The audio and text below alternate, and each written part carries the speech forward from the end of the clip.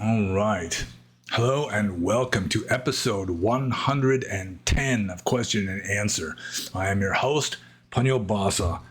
This is my beverage. This is the little paper umbrella I already took out of my beverage. And this is my emergency backup beverage. My co-hosts are lying there on the floor back there.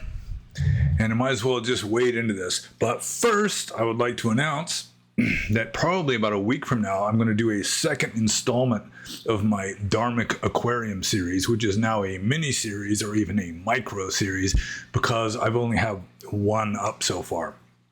But we do have some developments, like my sweetheart, my lovely bride, has finally put fish into her aquarium. So there's that. Plus, I've got a little invertebrate aquarium also that I'm in the process of setting up. So it's all very exciting. And for those of you who are new to these Q&As, I suggest that you go back and watch the previous 109 videos before watching this one, just so that you'll be all caught up and won't ask questions that I already answered. So it'll take a few hundred hours. So while you're doing that, the rest of us are just going to proceed with me answering these questions. And it's sort of a moderate amount. It's like the middle path between too many questions and not enough questions. It's all nice. So the first question is from Pseudonym. And Pseudonym says, regarding the three afflictions, can you discuss delusion? What precisely is delusion? How does it manifest in the mind? What might be confused for delusion that is actually not delusion? And we've got let's see here. Should be 4 question marks. Yes, 4 questions in this one question. So that's kind of sneaky. Pseudonym. So anyways, let's see. The 3 afflictions, I assume he's referring to the 3 poisons or the 3 fires, which are lobha, dosa, and moha, or greed, hate, and delusion are the usual ways of rendering them, although something more like attraction, aversion, and semi-conscious stupidity might be more accurate, might be more precise definitions. And he wants me to discuss moha or delusion in particular. So what precisely is delusion? If you read the Pali texts, delusion is defined variously, as considering what is beautiful to be ugly, considering what is ugly to be beautiful, considering what is permanent to be impermanent, considering what is impermanent to be permanent, considering what is self to be not self, just essentially distorting your understanding of reality. Although semi-conscious stupidity is a pretty good just overall general definition. It's not just delusion. Sometimes it's called ignorance. And in a way, in Buddhist philosophy, ignorance and delusion can be synonymous. There's a lot of overlap between ignorance and delusion. So delusion mainly is belief. Delusion is perception, especially if you believe that what you are perceiving is real. So one way of defining moha or delusion is considering what is real to be unreal and considering what is unreal to be real. And this world is virtually real, conditionally real, but not ultimately real, and therefore it is not really real, except conditionally or provisionally or virtually. So my personal definition of delusion, other than just semi-conscious stupidity, is essentially believing samsara is real, believing perception, believing your own perceptions, considering yourself to be perceiving what is real when nothing that is real is really perceived. Perception immediately just distorts and corrupts reality at the very least.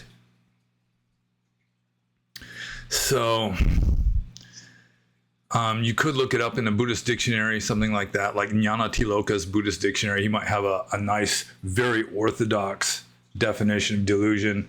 But what the hell? I'll just get that.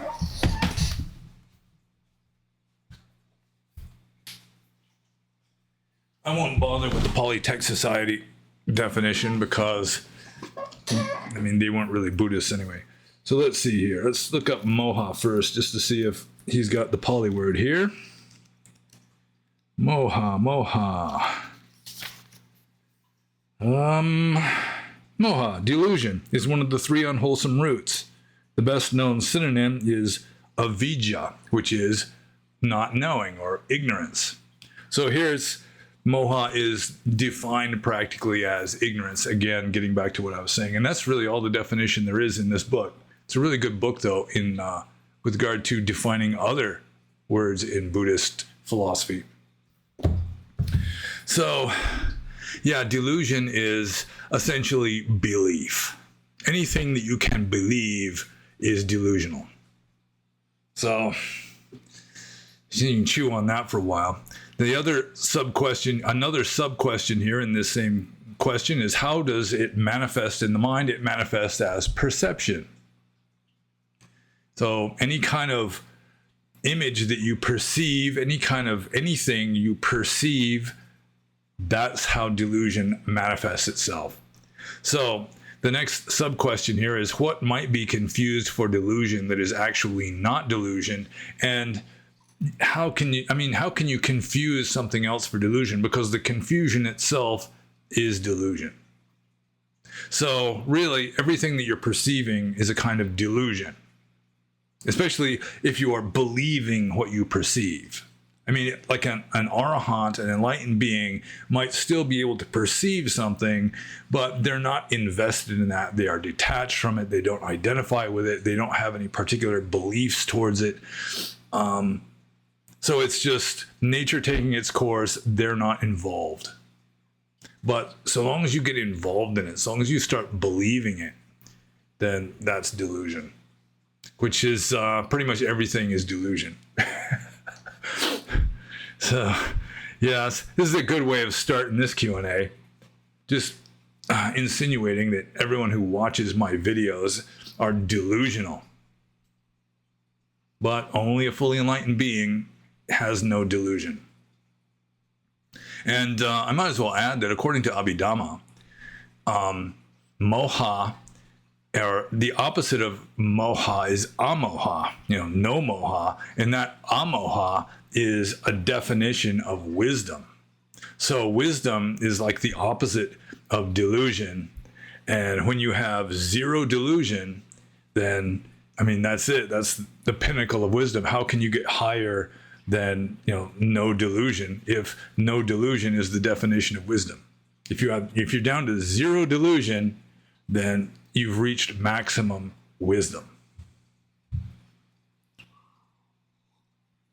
So I think I'm just going to move on to Pseudodym's next question here.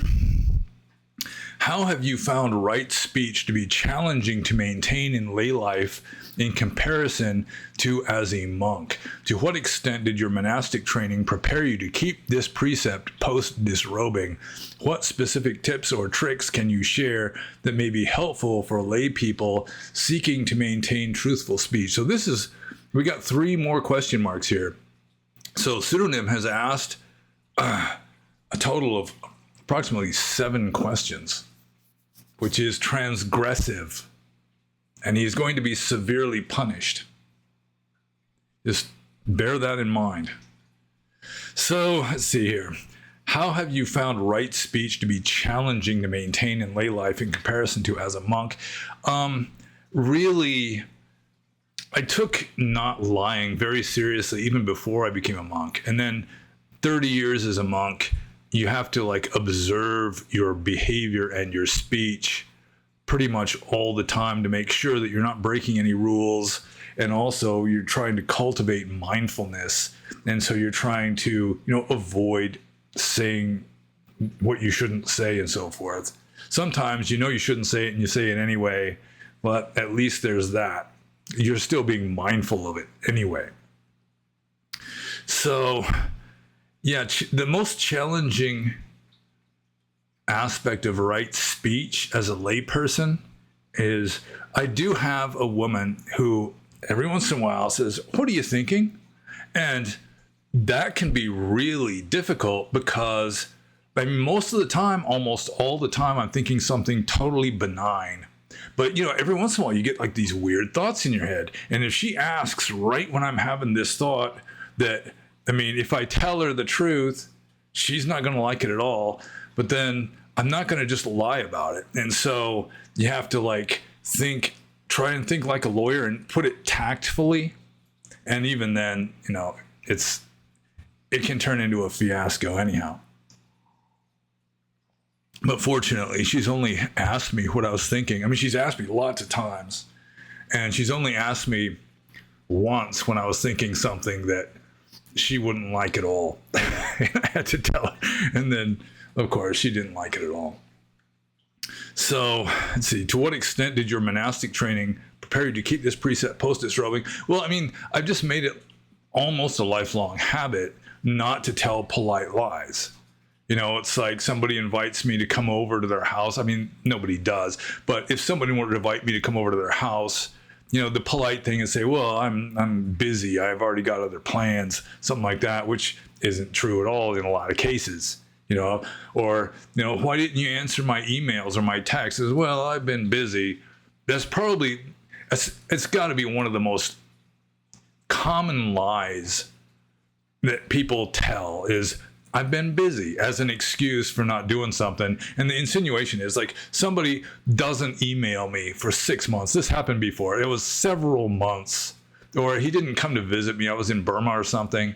And I really didn't care all that much. But he's saying, you know, the reason why is because I've been busy. And the implication is that he has just been slammed. I mean, he hasn't had time to like whatever it is, send an email for like 6 months straight. I mean, it's just nonsense. I don't like people saying that stuff to me. I mean, it doesn't like make me angry or anything, especially if I don't really care. You know, it's like, it's okay that you didn't email me for 6 months. You know, they're just volunteering this excuse to be polite. So, I mean, I'm pretty blunt in real life. That might not surprise very many of you. But as a general rule, I really don't. I mean, I can be tactful. I can speak like a lawyer, kind of, you know, sort of not exactly lying, but not like telling the full ugly truth on the other hand. So, yeah, just my monastic training, the main help my monastic training contributed to me just not using wrong speech is it just gave me a habit of being mindful of what I'm about to say, you know, what I want to say, you know, so that I have a little bit more self-editing power. Let's see here. What specific tips or tricks can you share that may be helpful for lay people seeking to maintain truthful speech? Well, don't tell lies. That would be the main advice. Not even polite lies. You know, don't say that you were busy when you weren't busy. Don't say that, you know, I'd like to, but I can't. When really you can, you just don't want to. And you may lose a few friends, especially the kind of the superficial types that insist upon decorum and, you know, being phony politeness and all that. But some people may actually admire the fact that you'll just say, I don't want to come tonight. Just, you know, I'd rather just go home and chill. Something like that. Anything that you can say with metta in your heart, anything that you can say in a feeling of, you know, benevolence and friendship, generally, I mean, you're not going to be dropping a brick too much doing that kind of thing. It's generally you're avoiding bad karma by speaking like with a heart full of friendliness, amity, benevolence, that kind of stuff. There's actually a rule in the rules of monastic discipline that one monk should not admonish another monk unless he can do it with metta in his heart. So just angrily chewing out another monk, you're not supposed to do that. And just harping at him, or just something you're just irritated and you're kind of venting at him, you shouldn't do that kind of stuff. Happens all the time, but still, you shouldn't do it. That you should only admonish or criticize another monk if you've got like love in your heart, like brotherly love. So if you can tell the truth with that kind of attitude going, then you're doing okay. I mean, still there might be superficial people that don't like that, but I mean, otherwise, if it's the truth is so ugly that you just can't bear to tell it, then just don't say anything. But someone who spent their entire life like just telling polite lies, just because that's the polite thing to do, that's the socially acceptable thing to do, is to lie sometimes, then, I mean, you're gonna have to reprogram yourself. You're gonna have to break old habits and form new habits. And it's gonna take a lot of mindfulness, because a lot of this, once it becomes a habit, you just blurt it out without even thinking about it. It just happens naturally. So you're gonna have to practice mindfulness with regard to that. And just bear in mind, don't tell lies. Because if you can't adhere, I mean, you can't be committed even to conventional truth, how are you gonna get ultimate truth? How are you going to know ultimate truth if even conventional truth is considered to be optional? So, I suppose I answered that well enough. I'm going to move on to the next question here, which is from Siovach and Sipad Zidana. And he starts with a quote. And the quote is, I don't know where he got this quote, maybe from Wikipedia. The quote says, although a single static temperature can be comfortable, people are attracted by thermal changes such as campfires and cool pools. Thermal pleasure is caused by varying thermal sensations from a state of unpleasantness to a state of pleasantness. And the scientific term for it is positive thermal alliesthesia. From a state of thermal neutrality or comfort, any change will be perceived as unpleasant. This challenges the assumption that mechanically controlled buildings should deliver uniform temperatures and comfort if it is at the cost of excluding thermal pleasure. Unquote. So now the question is, this seems to reflect the way many people see life. Happiness comes from climbing, never giving up, and being better than you were before in life. Pleasure is not found in stability, but from upward movement. But for some reason, when there is no movement at all, we are expected to believe that magically it is somehow the most blissful thing ever. It seems very counterintuitive to how we experience life. How can you explain this contradiction? And it seems like maybe he's insinuating that Nibbana would suck because nothing changes in Nibbana. You know, something like that, or maybe even like the highest formless realms where you're living in just unchanging bliss for a zillion gajillion years, just world cycle after world cycle. You're just up there, just soaking in and radiating bliss. So, yeah, it would seem that he is, in kind of hinting that Nibbana couldn't really be pleasure or pleasant or even desirable, just because it doesn't change and people want stuff to change. People, we have like a restless dissatisfaction. We're always wanting to move on to the next thing, even if it's just more pleasure. You know, you're eating ice cream, you just want to keep eating the ice cream, that kind of thing. But the thing is, this is referring to human nature. And once you become enlightened, I mean, the enlightened mind has transcended human nature. There's still like vestigial human nature in an enlightened being, just because, you know, the body is human and so forth. But I mean, this is just totally beyond pleasure and pain. You get into like Nibbana, it's just totally beyond pleasure and pain. You know, it's just the ultimate. And you can't get anything better than the ultimate.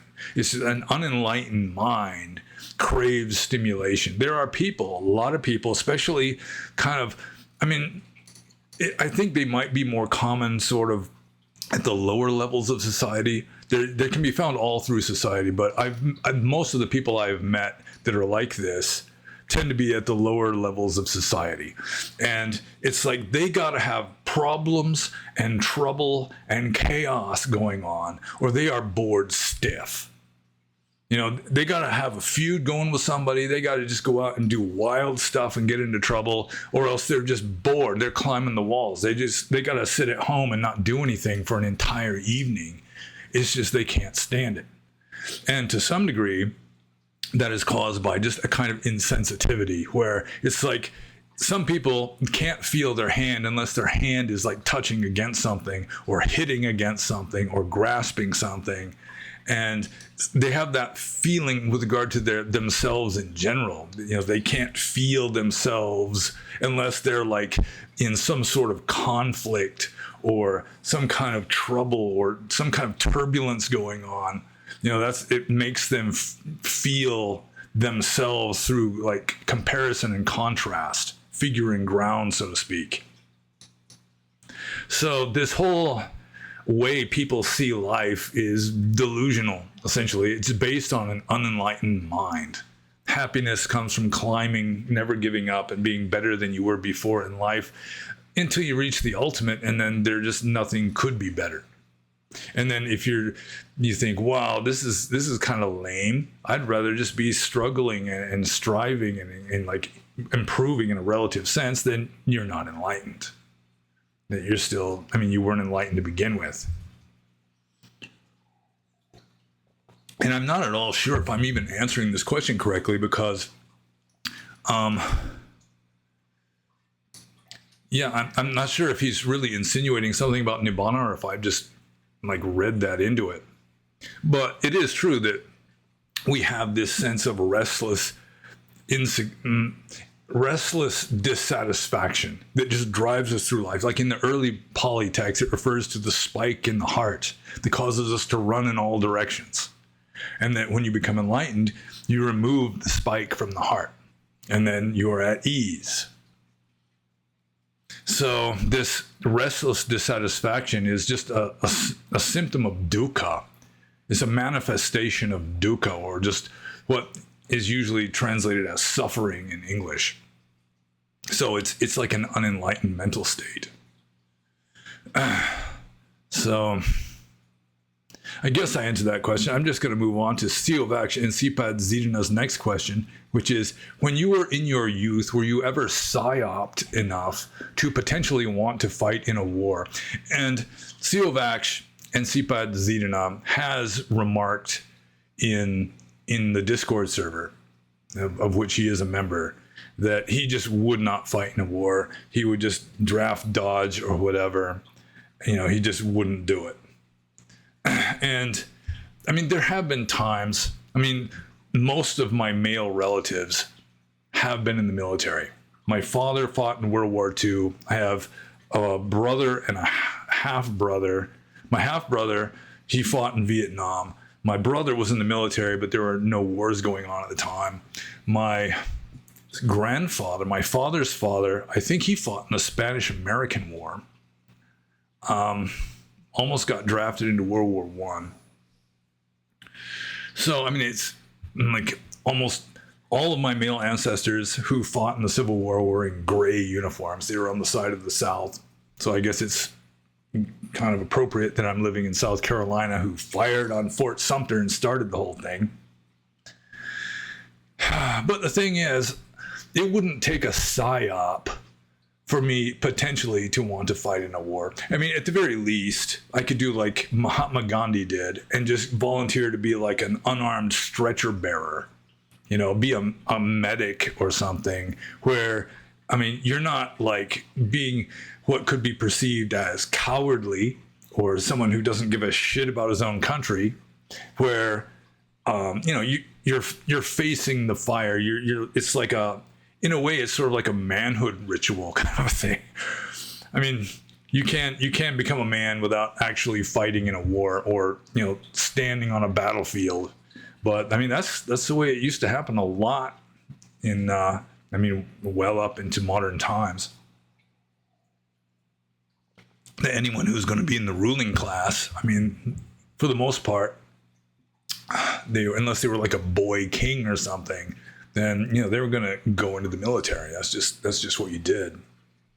So it might be that I'd be willing to join the military just for the sake of, facing this kind of, just facing the cauldron, the crucible kind of a thing.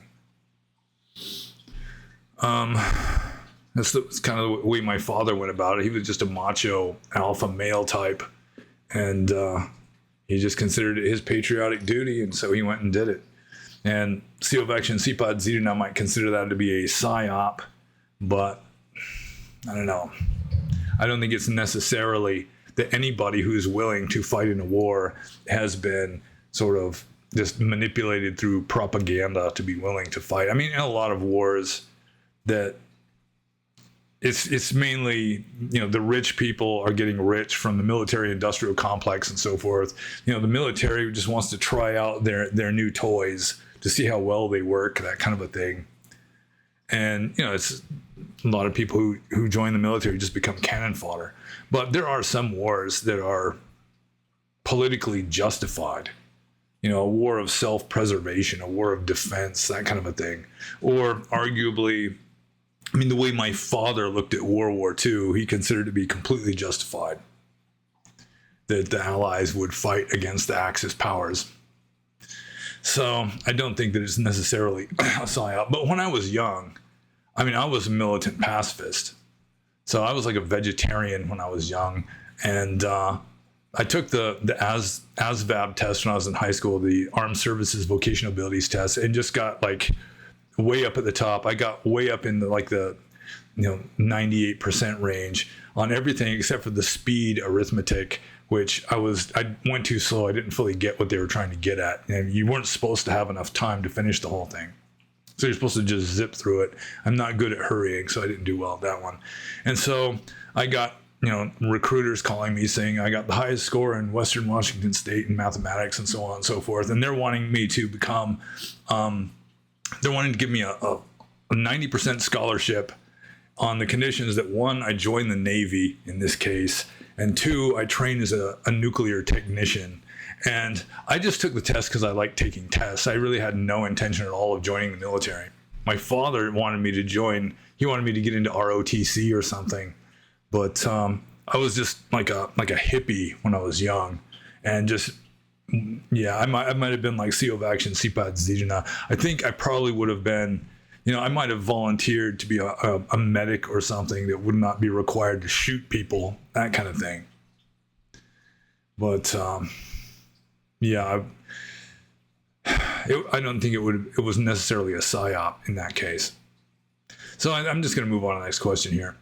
Also from Theravada and Mahayana. He says, since disrobing, you probably learned of many of your family and friends dying and some new ones being born. Have they tried to make up for lost time or catch up since you came back, such your siblings, nephews, nieces, cousins, etc.? What were their reactions to you disrobing? And really, I encountered approximately zero of any of this because I do not come from a close family. My father and my mother were both the respective black sheep of their family. And I remember, when I was in Burma as a monk, the Burmese are very family oriented. And so sometimes a monk would ask me, how many uncles and aunts do you have? And I would say, I'm not sure exactly. And their jaw would just drop because how can you not know how many uncles and aunts you have? But I was never like 100% sure because I have met very few of my family. Even I've got like half brothers and half sisters I've never met. But I guess there's another question farther down the scroll, specifically with regard to that sort of thing. So let's see. My family and friends dying. Well, since I disrobed, I learned of many of my family and friends dying. No, I haven't. And some new ones being born. No, I'm not in touch at all with even most of my half brothers and sisters. My brother, I've got a full brother. He's got the same parents as I've got. And I'm not exactly sure what country he's in right now. He's not very communicative. I've sent him a few emails since Christmas and nothing back from him really. So Yeah, just my family is that way, which is one reason why it was easier for me than for a lot of other people to renounce the world, to go off into homelessness, because I really didn't have any strong ties like that. So, let's see. Yeah, I've had like a half niece, like the daughter of a half sister, who tried to contact me a few times. And I mean, I'd be willing to email her and everything, but I mean, I really wasn't all that interested. I really do not have much family sentiment. And I think I was mentioning this in a previous Q&A, that I really have more feelings of loyalty, etc., towards people that I have chosen to be with, friends, my woman. You know, it's like I have chosen them. It's not a matter of, you know, you're just born with, you're just kind of stuck with them. You're just born that way. And it's largely just because my family, almost all of my uncles, aunts, grandparents, cousins, nieces, nephews, they all lived on the East Coast. I lived on the West Coast, and I met relatively few of them. So, yeah, I don't know what's going on with them. So, yeah, they didn't have any reactions to my disrobing that I'm aware of. If they've had any reactions, they did not share those reactions with me. And so I'm just going to move on to the next question here. This is from GameFap. And GameFap says, have you ever considered making a reaction video to Buddhist memes and giving your opinions? For example, it would be great to see your reaction to the Buddha box on South Park. Yeah, I'm unaware of the Buddha box on South Park. I never really watched much South Park. I've been told that it's brilliant, like brilliant satire. I just hate the drawing. It's so crude and unrealistic that it just kind of bugs me. I really do not like the cartooning art of South Park. Let's see. Have I ever considered making a reaction video? Well, I mean, I'm considering it now just because somebody gave me the idea. Now I'm finally thinking about the idea. It would take a little bit of IT skill. I'd have to figure out some way of like screen sharing one meme after another while doing the video, which is beyond my abilities at this present moment. But it is possible, I guess. I mean, most Buddhist memes would be essentially irreverent, sacrilegious, that kind of thing. So, yeah, it's possible. I don't know. I'm not going to do it today, though. So I'm just going to move on to the next question.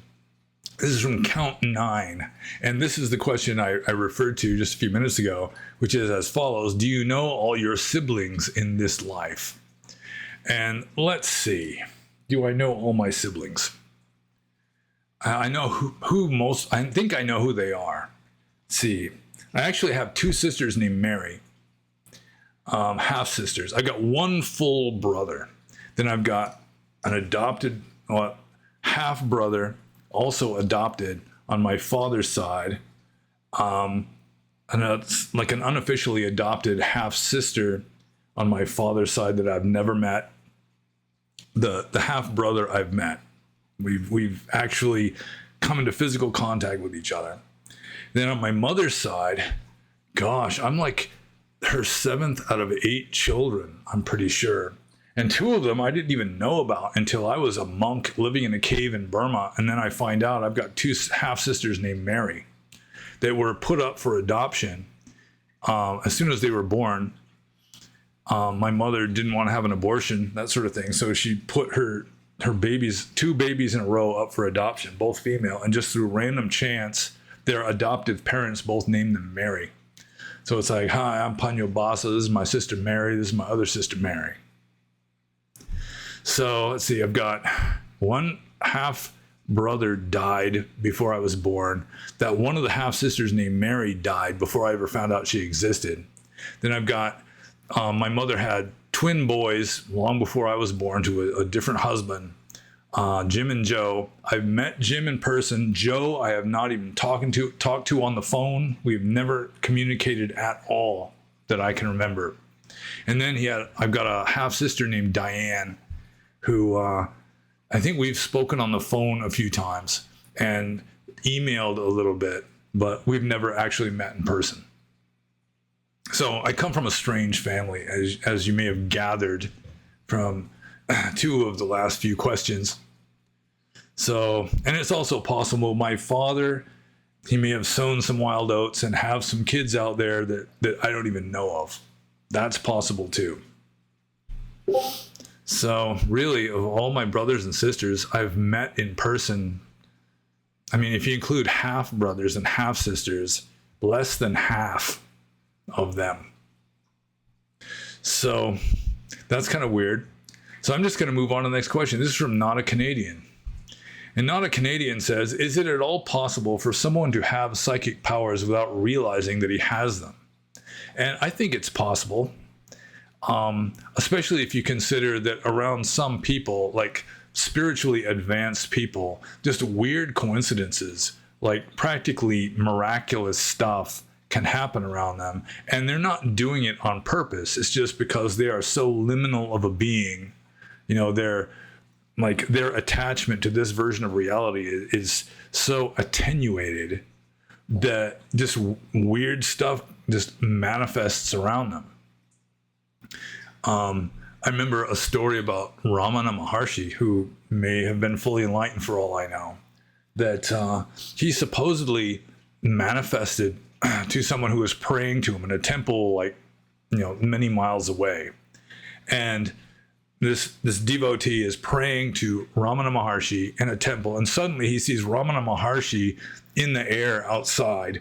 And when Ramana Maharshi was asked about this, he said, he was essentially saying, this is not a quote, of course, yeah, that was weird. It's just, I just noticed myself just sort of levitating in that direction. So, it wasn't like he was trying to do it. It wasn't like some sort of volitional act. That's the point I'm trying to make here, that, the more advanced a person is, the less likely it is that any kind of psychic powers is going to be like volitionally exercised. It's just going to spontaneously occur. And so I assume that some very spiritually advanced being, or maybe one that's even not so spiritually advanced, can have these weird phenomena, weird synchronicities and so forth happening, and they don't, they're clueless, or maybe they're so humble they just can't believe that it's actually coming from them. Like a lot of psychics, they might have real talent, they might have some actual clairvoyance, for example, but they can't believe that they have it themselves. And so they just channel some being that sees this distant event or phenomenon or whatever. And then they attribute the real power to this being that they're supposedly channeling, when in all likelihood, the being that they're channeling is just a figment of their subconscious imagination that's used as a kind of gimmick to help the psychic abilities manifest. So, yeah, I do think it's possible for someone to have psychic powers without realizing that he has them. And so I'm going to move on to the next question. This is from Ultra Claves Hermetium. And I hope I'm pronouncing that correctly. Ultra Claves Hermetium. And he says, is the history of Burma or Burmese Buddhism's history something you are confident to take my amateur questions about? Yeah, I know a lot more about the history of Burma and the history of Burmese Buddhism than most people do, probably more than most Burmese people do. I have studied up on it a bit. So I do know more about Burmese history and Burmese Buddhism's history than most people. So probably, depending on how obscure the question is, there's a good chance I would be able to answer questions about that topic. So I'm going to move on to Ultra Claves Hermetium's next question here. Can I ask if you have any paranormal stories or weird experiences? I heard your father was an occultist, and then I know myself in Thailand, I had some otherworldly experiences in just the short time I was there. Well, there is, probably the most solid, paranormal event that I experienced. I've already mentioned it more than once. I've mentioned this several times, but I might as well mention it again. When I was around 12 years old, my father was hiring a new housekeeper, and we had a poltergeist in the house. Weird stuff, like just the handles on coffee cups would just pop off the cup while it was in the cupboard. You know, just glassware would just kind of break spontaneously while it was in the cupboard. Silverware would get all bent and twisty. Just weird things would appear in the house. Nobody knew how they got there, this kind of thing.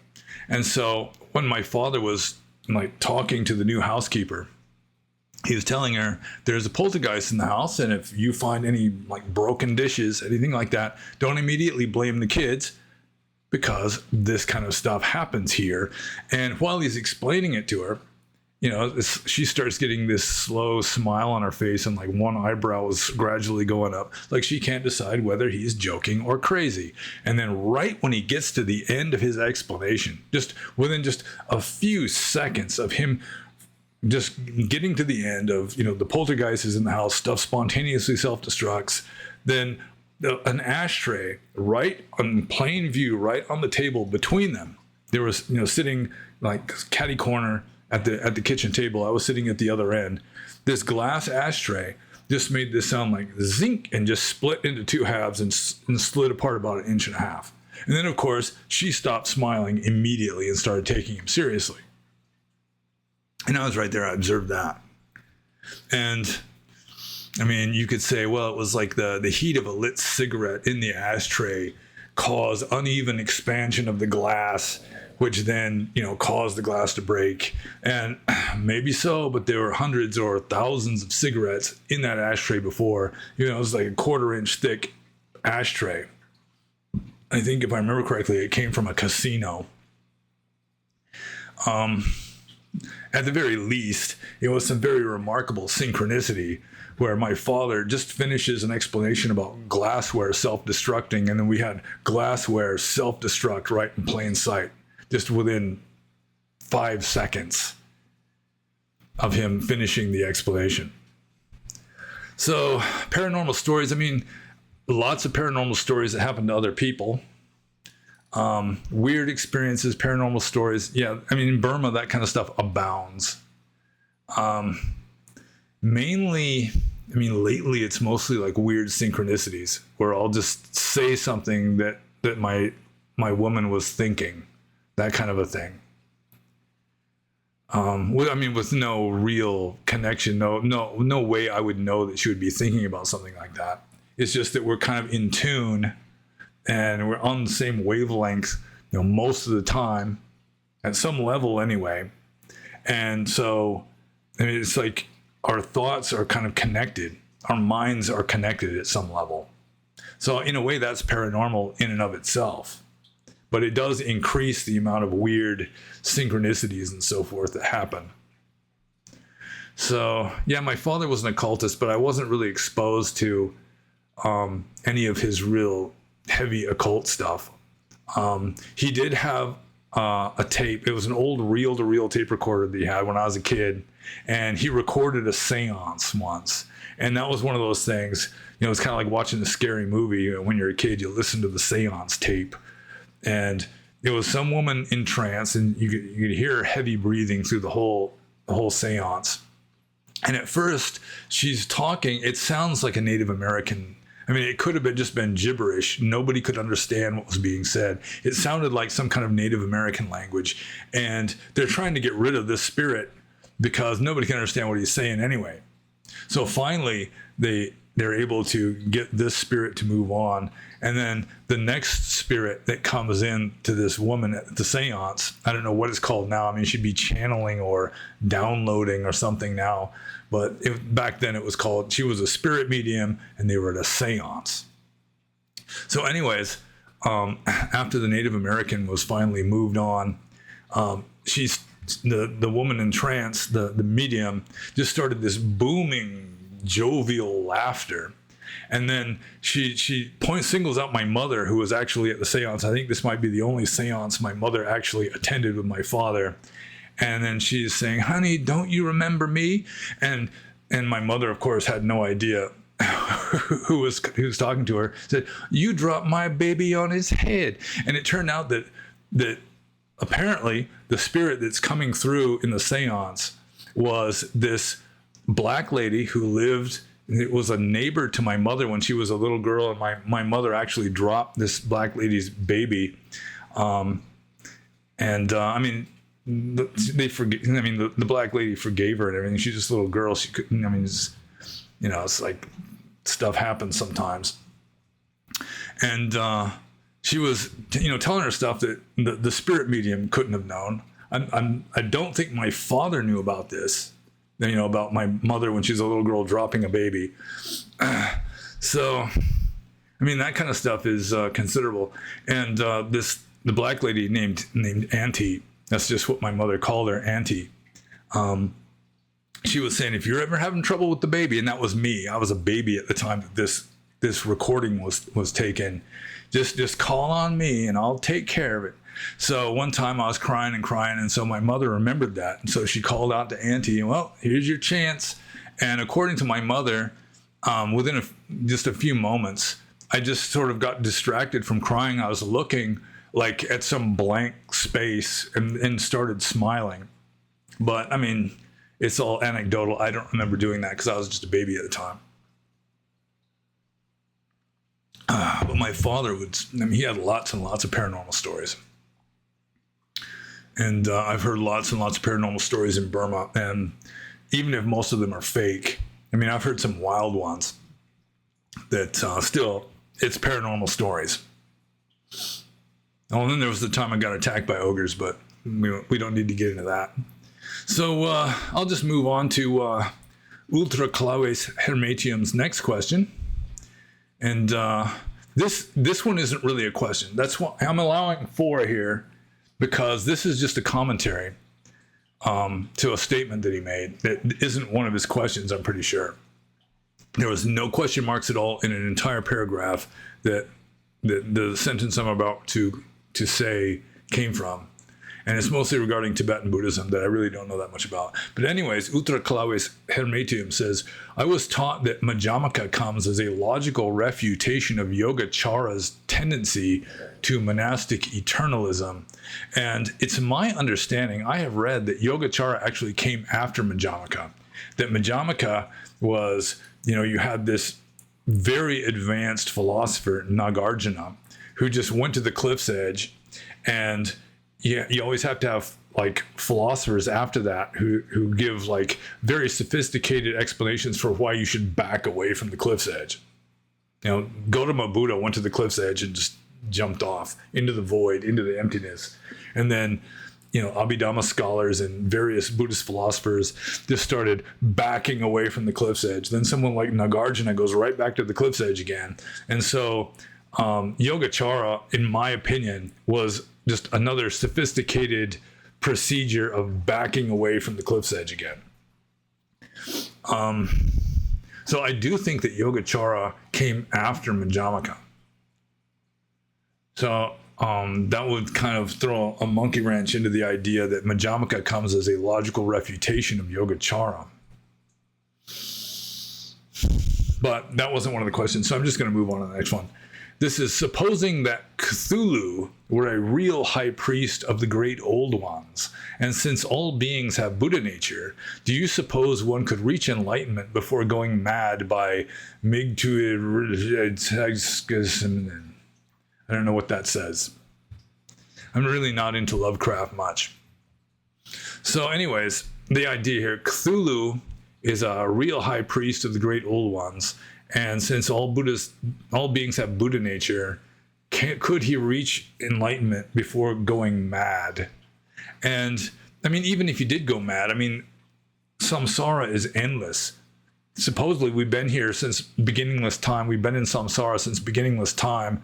There's no lack of time for Cthulhu to go through his madness phase and then go into the hell realms, and then after he's exhausted his bad karma there, he manifests somewhere else, gets born into some other world, maybe goes up into heaven realms for a while, comes back down again, maybe manifests as an animal for a million generations.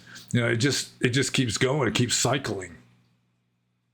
So, in all likelihood, Cthulhu, he's a real high priest of the great old ones, and he's kind of a nasty person, or a nasty being, I should say.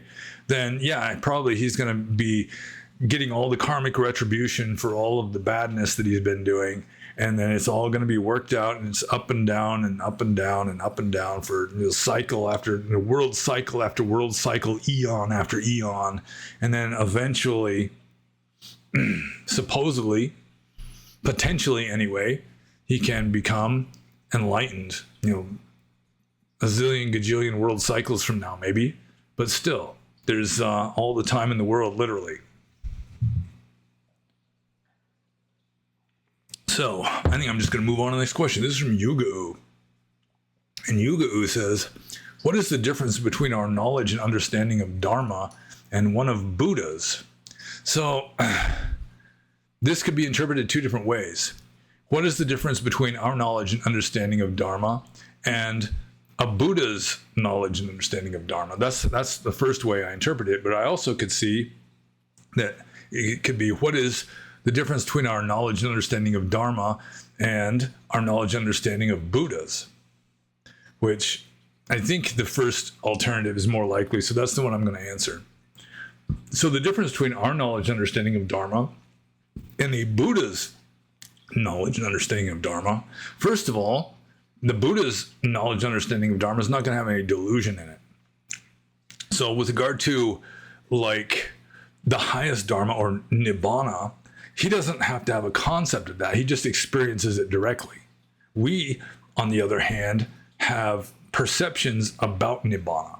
We think about Nibbana. We can talk about Nibbana. We have ideas about Nibbana, but we're not experiencing Nibbana directly. We're not experiencing the Kantian thing in itself. We're stuck at the level of the Kantian thing as it seems. So our knowledge and understanding of Dhamma is going to rely almost entirely on words and just concepts. Whereas a Buddha's knowledge and understanding of Dhamma is just going to be based on reality. And then in his wisdom, he could then sort of come up with different like yogic techniques that will help one to see reality. But at the same time, he's detached from all that. He doesn't consider it to be ultimately real. It's just sort of like a spontaneous generation of like benevolence coming from him, if that makes any sense. So the Buddha can put his understanding of Dhamma into words, but that's really not the essence. It's just this makeshift. It's what the Mahayanists call skillful means. So also, the Buddha would know like the path experientially, because he has succeeded in walking the path to its fruition. Whereas for us, it's still largely theoretical and guessing and so forth. But the main difference between the understanding of Dharma of a layperson or like a putujana, a common worldling on the one hand, and an fully enlightened Sammasambuddha on the other, is the fully enlightened Sammasambuddha is just going to be seeing it directly. He's like a person who can see, who knows what light is, whereas the common worldling is like a blind person trying to come up with ideas about what light is.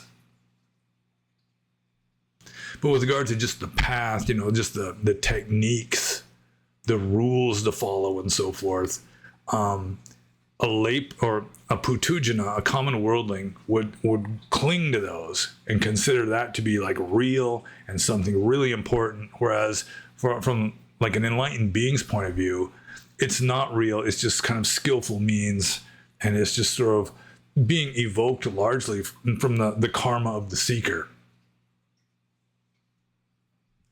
So I just keep thinking of like Ram Dass's statement about Neem Karoli Baba, who's up on the altar up there, where he said that the better you got to know him, the more you realize there's really nobody there, that he was just like a mirror reflecting your own karma back at you.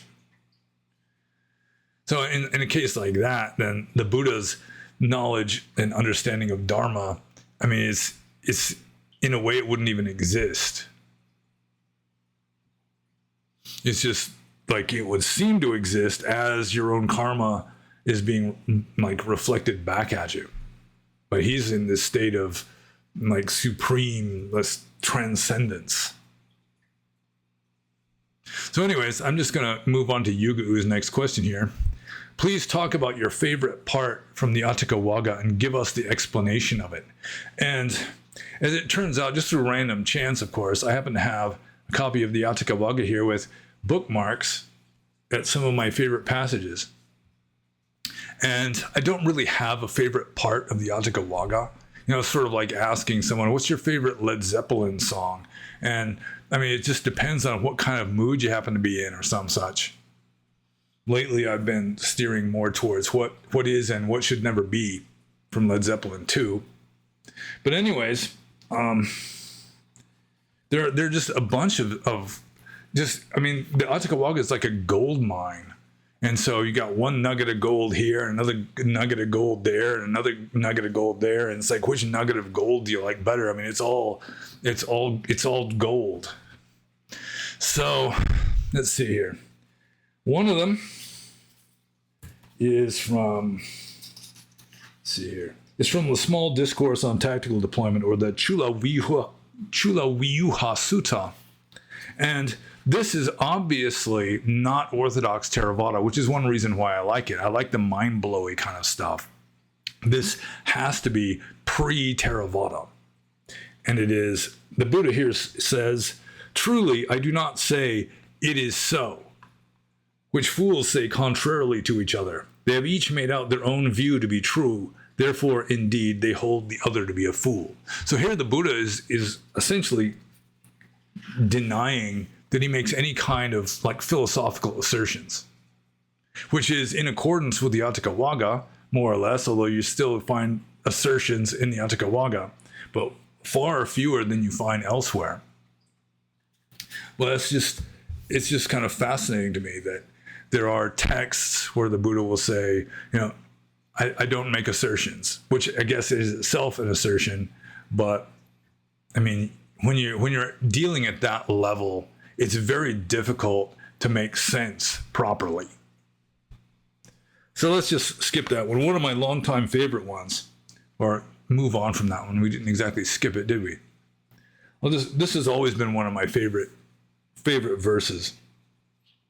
And this is in the Magandhya Sutta. And the Buddha says, not by what is viewed, not by what is heard, not by inner knowledge, nor by morality and observances is purity said to be. By absence of what is viewed, by absence of what is heard, by non-knowledge, by amorality, by non-observance, also not by that. So having let go of these, not taking hold of anything, a peaceful one, not being dependent, would not have longings for existence.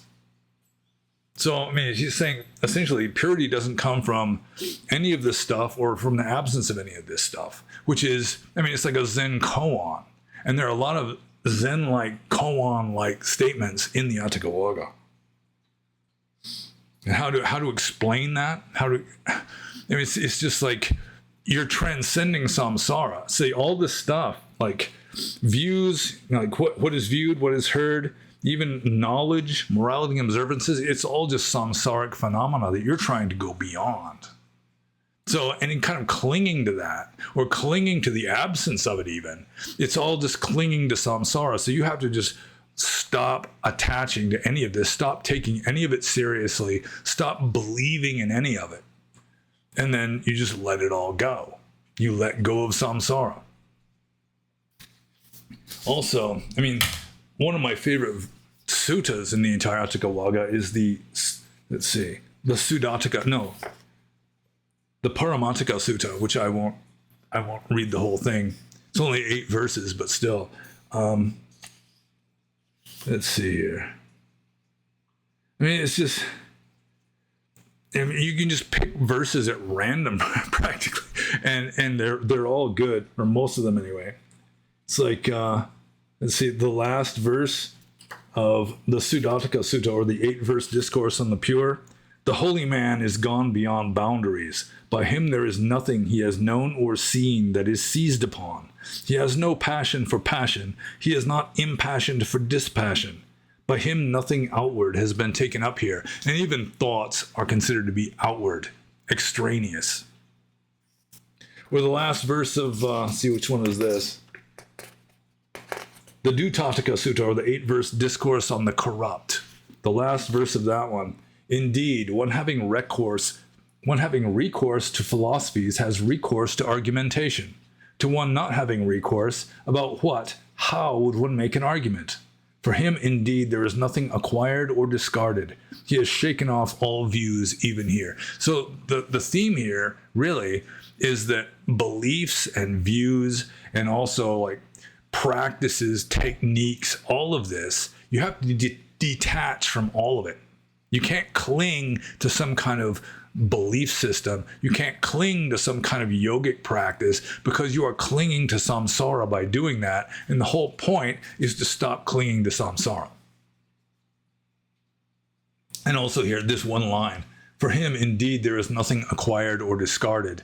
The word acquired and discarded is, in the Pali, it's atta nirata nahitasa ati. And so atta and nirata, atta is acquired, nirata is discarded, but it's obviously a pun. It's a play on words, because atta also means self, and nirata, it means the same thing as anatta, or no self. So for him, indeed, there is no self and no non-self, because if you cling to the idea of a self, again, you're clinging to samsara. If you cling to the idea of no self, still, you are clinging to just samsaric views. So you just have to let all of that go. That's like the predominant theme of the Atthakavagga. And it's obviously not orthodox, because gradually as the philosophy developed, they had to differentiate between wrong view and this right view that you really have to be dedicated to in order to become enlightened. And to some degree, you have to be dedicated to it, even bearing in mind that it's just a raft made of rubbish that you use to cross the flood. Once you cross the flood, you leave it behind. But it's tricky. So I guess I answered that. I'm going to move on to the next question. This is from PSA. And PSA says, if you were a young man today, let's say you could have once again your body when you were 18 years old, but you were able to keep all your wisdom that you attained in this lifetime. Would you ordain again? If yes, how would you do it? In which country? In a big monastery with a famous abbot, or in a small remote temple with an unknown abbot? Would you interact a lot with the other monks, or keep to yourself? Would you go about it alone like the Rhinoceros Sutta? All these questions are examples. There is the only question I have: would you ordain again? If yes, could you please give details? So I've thought about this a lot. To be honest, if suddenly I were 18 again and I remembered all that I knew when I was 18, all that I know now, I have to admit my first impulse would be to set myself up well enough that I can find my woman when we're both young. That would be my first impulse. That would be like, that's it. In a way, it's like, if I knew then what I know now, would I still want to go to high school? Would I still want to get a degree in marine biology? I mean, it's like, to some degree, the answer would be no, because I already learned that stuff. It's like, I consider being a monk to be a kind of education. And so even if I did become a monk, it wouldn't be the same way I did it this time. Because, I've already done it that way, and I learned what I could learn from it.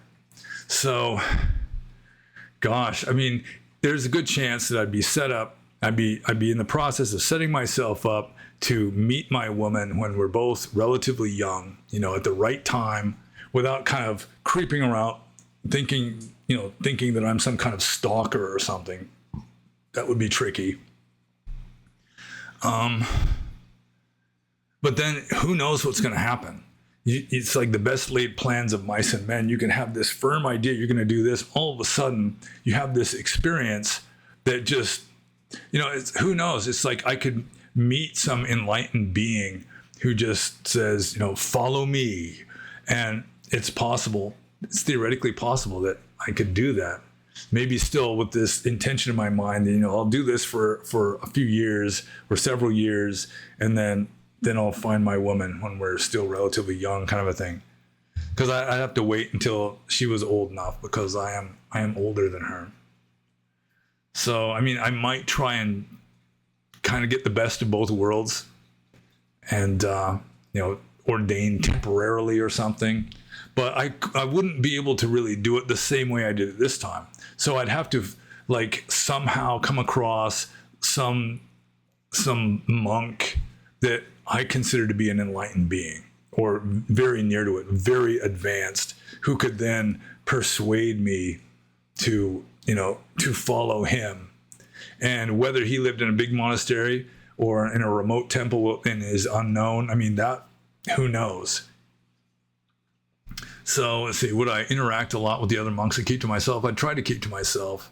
Go alone like the rhinoceros horn. I mean, I did that for many years, more than 20 years. I mean, I wasn't always alone as a monk, but most of the time I was.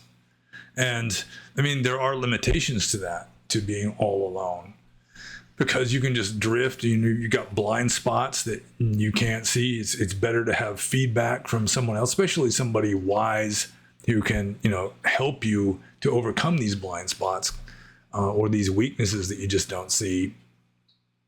So, yeah, it's difficult to say exactly what I would do if all of a sudden, I woke up tomorrow when I was 18 years old again and still knew all this stuff. I mean, I'd be tempted to start investing in Apple and Microsoft at first, and and when Bitcoin comes out, and get some of that, and I could be set up really rich and just live kind of a life of leisure.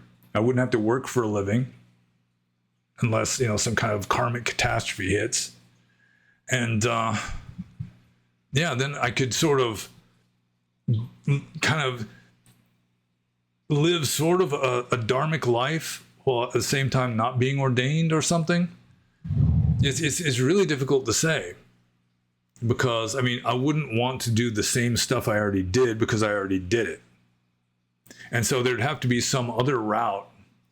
And there's a good chance, I mean, if I did have to become a monk again, I still think I'd go Burmese. Although, I mean, when I was 18, I think Burma might have been shut down. I don't know. It's like, I mean, Burma is sort of a gamble, because, there is a military dictatorship, and sometimes there's economic sanctions. Sometimes they'll kick the foreigners out of the country. Sometimes they might arrest foreigners in their country. It's kind of tricky. But I do think that Burmese Buddhism is really, in some ways, preferable to Thai Buddhism or Sri Lankan Buddhism. Although there's going to be really good abbots, really good traditions in Sri Lanka, in Thailand, in Burma, and that also would just be a matter of forces beyond my conscious control exposing me to some really wise teacher or some really advanced a tradition, some reform movement going on, like in the highlands of Sri Lanka or something. You'd have to come across, you have to become aware that there is this advanced teacher here, and he's teaching, like Ajahn Mahabua or some such. Maybe I could go be a follower of Ajahn Mahabua or something in Thailand. But I have to admit, I'd be very tempted if I were suddenly 18 and knew then what I know now. Just set myself up, get rich, just live, just buy a huge forest park, maybe set up some monks there, and I could support the monks and do some meditation or whatever. And, just live that kind of a life. being a monk in the West, really, the West is not set up for that sort of thing. There are monks who are succeeding within limits, but still, it might actually be preferable to be a sort of amateur renunciant, and not, especially, if you just don't have to work for a living, you can just go off and live in this remote forest area, and you can set up some monks in little huts and support them and learn from them and so forth. But I did not have really good luck in finding really advanced, wise teachers. In a way, it's just something about my inner beliefs. It's sort of like cheating if you have a really wise teacher. But I've come across monks that were considered to be arahants or just meditation masters and so forth, and they just didn't impress me at all. Like I've already talked about U Pandita. Some people consider U Pandita just be like this great sage and meditation master and some kind of Arya. It's pretty obvious that U Pandita himself considered himself to be like a Sakadagami, I think. But to me, he was an angry old man. He was just hostile and just he'd get pissed off on a daily basis. So, yeah, my karma may not be very helpful in finding a really advanced teacher. So, golly. Yeah, I assume I answered that question more or less. It was vague. And because really I don't know what I would do exactly. As I said, my first impulse would be to find my sweetie and just, we could be together when we're both young. But you never know what's going to happen. If you're just destined to become a monk, and I really do feel like I was just destined. It was like one of my main purposes in this life was to be a monk. And so, if you're just destined, it's like you can fight against the tide or whatever, but still you're going to wind up where you were intended to be. And so there's a good chance that, she'd just think I was a stalker. She'd think I was crazy, that kind of thing. Just have nothing to do with me, marry some other guy. And then I just, at the same time, I just happened to find the right teacher. Who knows? Who knows how it would happen? So I guess I'll just move on to the next question. I hope I didn't disappoint PSA too severely. But, I do consider being a monk similar to getting an education. It is a kind of education. And I get the same education a second time. I got as far as I could with it. I learned what I had to learn. So it would have to be something significantly different than that. And I'm not sure what it would be unless you just happen to wind up in the presence of some very advanced master who then just reels you in. Maybe he's like Neem Karoli Baba and just blows your mind with some kind of psychic feat. And then, you become his disciple. Next thing you know, you're wearing white robes or something. So anyways, I'm just moving on to the next question. This is from Skuladin or Skuladin. Would you kindly recommend your approved translation of The Idiot? And then he's got like the little bullet point commentary here. I tried to pick up Dostoevsky once. I had 2 translations and 3 different titles for the same work: The Possessed, The Devils, and The Demons. It only became worse at the introduction. They couldn't even agree on a direct quote from Luke 8:32-36. Well, different Bibles do not agree on the direct quote from Luke 8:32-36. The New Testament was not originally composed in English. So there's going to be different translations. So, with regard to the original of The Possessed or the Devils, and that's a good book too. It's considered to be one of Dostoevsky's 4 masterpieces, although it's like the 4th one. It's the least of his masterpieces, partly because he was going to make it his magnum opus. That Dostoevsky had this ambition, this dream of writing his greatest novel, which was going to be about a damned soul finding redemption. And he hesitated because he just felt he wasn't up to the task. He wasn't ready for it yet. And then it just never happened because he died first. It was going to be in the devils or the possessed. And all of a sudden he wound up owing a lot of money because he had real problems with keeping money. He was a gambling addict. He was addicted to roulette. And he was just like desperately in debt and in need of money. So he took this novel that was going to be just a great masterpiece and just sort of rattled it off fast to get some fast money so that he could pay his debts. But still, it managed to be one of his 4 masterpieces, with maybe Notes from Underground being sort of another minor masterpiece. And I'm looking back at my bookcase to see if I have... Yeah, just a second. Yeah. You like Dostoevsky too, don't you? Okay. So the translation I've got here is from Alan Myers. It's the Oxford University Press. So that's the copy of Dostoevsky's The Idiot that I have. Although the translations from Constance Garnett, which are over 100 years old, they're still good. They're still very readable. She was a good writer in addition to being a competent translator. And so that's all public domain. You can just download that for free on the internet. Well, getting back to the possessed or the devils, it is kind of interesting that he's got socialists as like symbolic devils. That Dostoevsky, when he was a young man, started off as a kind of socialist, and then he got red-pilled big time. And so in this novel, he's got a socialist movement as sort of the devil incarnate in just, the devil is going to try and destroy the world or, destroy spirituality through socialism, essentially.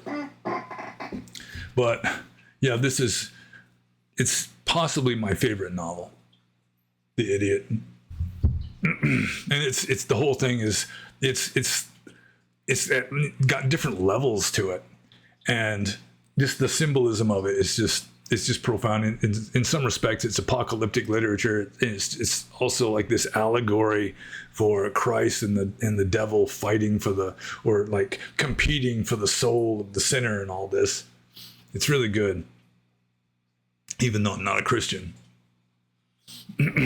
So I think I'm going to just move on to Skeladden's next question here, which is, you mentioned a return to barbarism. Are we there yet? No, we're not. We're not the level of barbarism right now. We're still in a kind of effete, decadent, overdeveloped society that's in decline. It's just gotten so decadent that it's just sort of like we're in the decline phase. We're not in the fall stage yet. So anyways, below this, he's got the bullet point commentary. So below where he says, you mentioned a return to barbarism, are there yet? He then has this little commentary that says, I was reading a short essay by Schrödinger, and he had similar thoughts, but he wasn't saying there was going to be a large disruption by invading Visigoth warriors. It was closer to Western man is in danger of relapsing to an earlier level of development, which he has never properly overcome. Crass, unfettered egoism is raising its grinning head, and its fist, drawing irresistible strength from primitive habits, is reaching for the abandoned helm of our ship. Well, I mean, when I look at the situation now, I look kind of at the way Rome was in decline. Also, just the whole idea of like the globalists and the left in general are just trying to just inundate the West with non-Western migrants. So you've got, Haitians eating ducks at the park, eating people's pets, this kind of thing. And it's when you import the third world, you become the third world. So that is a major factor in the decline of the West, I think, lately, relatively recently. But also, it's just sort of, it's getting to the stage in American politics, for example, which is similar to the late Roman Republic, where you had like the Gracchi, who are these reformers. They're trying to reform. They were like populists, and the Senate just has them murdered in the street. One of them was just murdered in the street. The other one, it was like a civil war where you wound up getting murdered. It's like the government just starts killing off its political opponents. People that aren't playing the game, they're not just finding their niche and taking their payments and so forth, that they're actually like ideologues. They're actually trying to make significant changes in the status quo and help the little people.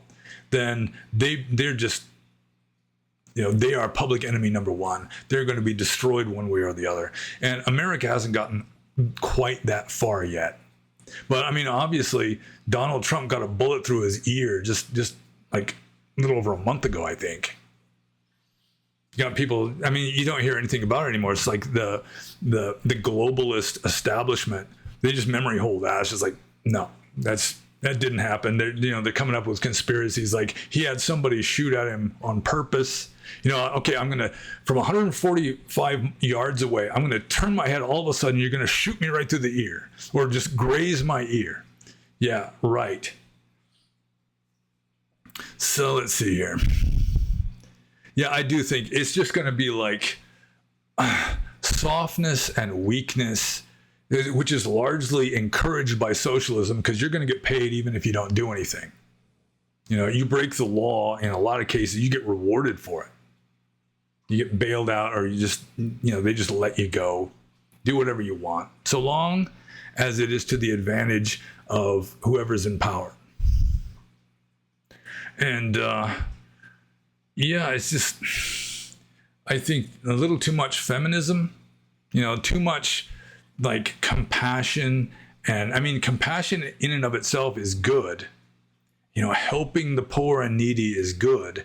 But when being on welfare becomes like a considerable career choice, and when breaking the law is not punished but actually rewarded, like crossing the border into America illegally is actually rewarded instead of punished, then I mean, it's just, you got nowhere to go but down. And people are just becoming demoralized because they're realizing more and more that the government pretends to give a damn about them but doesn't. Anyways, I'm just going to move on to the next question here. This is also from Scaladin. So he says, which Shakespeare play closest resembles the current year? And then his little bullet point commentary is, the great Navakavadan sage Otto Excelsior mentioned once concerning Shakespeare's complete works that it's all there. So I'd like to apply this wisdom to the present. After reading Sir John Glubb's Fate of Empires essay, I've determined that we've passed the age of intellect, the information age, and now are in the age of decadence. So, the main question, which Shakespeare play closest resembles the current year? And I have to admit, I've never read all of Shakespeare's plays, and I haven't read any of them really recently. So this is just going to be like off the top of my head of the ones that I'm familiar with. Maybe the one that comes closest to the current year would be The Tragedy of Julius Caesar, because that's getting into the same late Roman Republic, everything's going to shit phase. And just like Machiavellian scheming politicians who really care more about themselves than about the welfare of their country and so forth. And Trump is kind of like a Julius Caesar type in certain ways. I mean, he's no military genius or anything, but he has a lot of the same kind of like force of ego, force of personality that Julius Caesar had.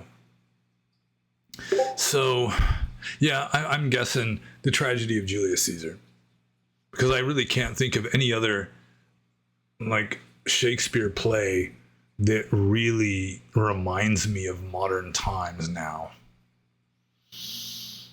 Possibly one of the other Roman plays that I haven't read. I haven't read Coriolanus, for example. So I'm just going to move on to the next question. This is from Austin.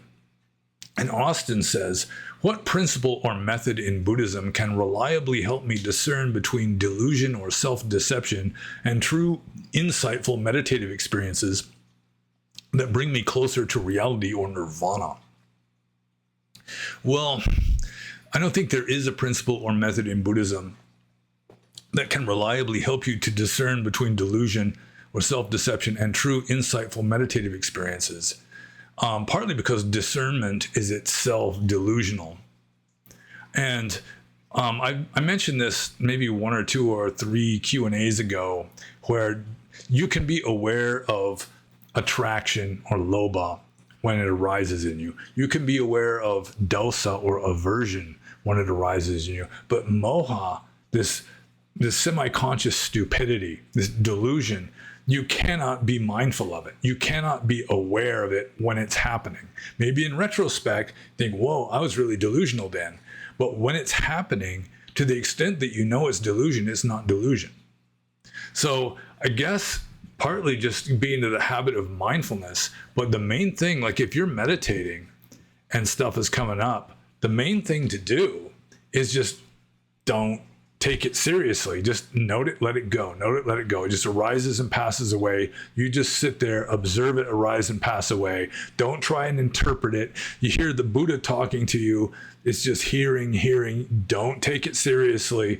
Don't consider it to be significant. Note it, let it go. Note it, let it go. St. John of the Cross gave the same advice to his meditators because he was a father confessor at a contemplative convent. I'm pretty sure he was the father confessor to some contemplative nuns, so he was like their meditation instructor. And it was the same thing. Just, I mean, the devil can impersonate an angel of light, so no matter what it is you see or hear in your meditation, just let it go. Just don't take it. If God really wants to get some point across to you, he'll do it, but don't just like latch onto that. Because for starters, you're not going to be meditating anymore. You're going to be just latched onto this vision or whatever it is. And you really cannot tell the difference between reality or even like beneficial, samsaric, conventional reality and delusional, harmful, samsaric reality. So just don't even go there. Just note it and let it go. Note it and let it go. Because, as I was saying earlier, any kind of idea is inherently delusional anyway, because it's all symbols. You know, it's first you have to create multiplicity, which already you're off the tracks, so to speak, and then you're identifying one thing with this symbol, and the symbol isn't it. You're thinking about a tree. You've got this symbol of a tree that, I mean, a real tree is just infinitely different from your concept of a tree. So in a sense, it's all delusional. So the best thing you can do, just note it, let it go. Note it, let it go, especially if you're meditating. But there really is no way to be mindful of delusion while it's happening, because to the extent you're aware of it, it's not delusion anymore. So just being mindful in general is very helpful. So I'm just going to move on to Austin's next question. Is the ultimate nature of mind created or uncreated? The ultimate nature of anything, you could say it's uncreated, or you could say that it's neither created or uncreated, or you can just go with the fourfold logic that was the tetralemma. To say that it's created is invalid. To say that it's uncreated is invalid. To say that it's created and uncreated is invalid. To say that it's neither created nor uncreated is invalid. Any idea you've got about it is delusional and invalid. So you can do with that as you please, I guess. But I would say the ultimate nature of mind, if we assume that nirvana or nibbana is infinite consciousness, pretty much the way Brahman is described as infinite consciousness in some of the Upanishads, then it wouldn't be created. It wouldn't be like the result of a cause. Or the cause would just be perceiving it as something. Otherwise, it's just merged into the absolute. So I'm just going to move on to the next question. This is from Xenothoid. And Xenothoid says, according to Buddhism, everything that happens to us is the fruition of karma. Therefore, there is no luck or random chance. However, everyone still encounters situations that involve good and bad luck all the time. Suppose you are walking down the street and you're about to enter a store, but you see a cute dog outside, so you spend 5 minutes playing with the dog and chatting with its owner rather than entering the store immediately. As your conversation is coming to an end, the store explodes due to a gas leak. Had you not encountered the dog and were drawn to it, you would have been killed. A non-Buddhist will most likely think something to the effect of, damn, I'm really lucky, or thank you, God, for protecting me. But how would someone raised in a Buddhist country react? It seems to me that they should think, damn, I'm glad I cultivated the positive karma to not die just now. But they could just as easily feel bad for cultivating the negative karma to put themselves into a dangerous situation to begin with. I wonder how people raised in dharmic cultures rather than Abrahamic materialist ones think about situations like these. Well, one thing, I might be answering a different question that he's going to ask next, but in Burma, to be lucky, the word for being lucky is kan konde. That's how you say, I'm lucky. Like, if something really good happens to me in Burma, I can say kan konde. But kan is the Burmese corruption of the word kama. So the Burmese really don't differentiate between luck and karma. I mean, the word is the same. Kan konde or kan makombu is like bad luck. Kan sode, my luck sucks. But it's like, kan it often means luck in Burmese parlance, but really it means kama. So when I would bless somebody as a monk, sometimes I would throw in kan kombaze, means may you have good kan, which, I mean, it could be interpreted two ways. It's like one, may you have good karma, which means, you're doing good things and making good karma, but also it can just mean, may you be lucky, because they're the same. It's sort of like an ancient, I think it was Greece or Rome, where there was a goddess of destiny that just became like the goddess of luck. They really didn't differentiate between destiny and luck. So it's like a certain amount of confusion going on in the mind, just a certain ambiguity with regard to certain things. But if I was walking down the street and I was going to enter a store, and then I see a cute dog and spend 5 minutes playing with it, and the store explodes before I go in, I wouldn't consider it to be luck. I really don't believe in luck. It would be karma, or it could be even like tapping into a deeper level of my subconscious mind that knows I shouldn't go in there. Even though my conscious ego doesn't know, still there's this awareness deeper down that it's not your time yet. So get distracted by something. And I mean, I read a parapsychology book about, this kind of stuff happens a lot. Like, there was a person who'd never been late for a plane flight in his life. He was going to get on this plane, fly somewhere, but for some reason that day he was just dragging his heels.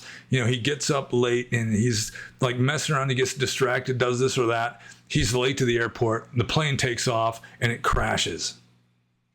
And so it's not necessarily luck when something like that happens. It's like deep down you have this sense that something's going to happen. It might not rise to the conscious level, but it has enough of an influence on you that it can influence your behavior. So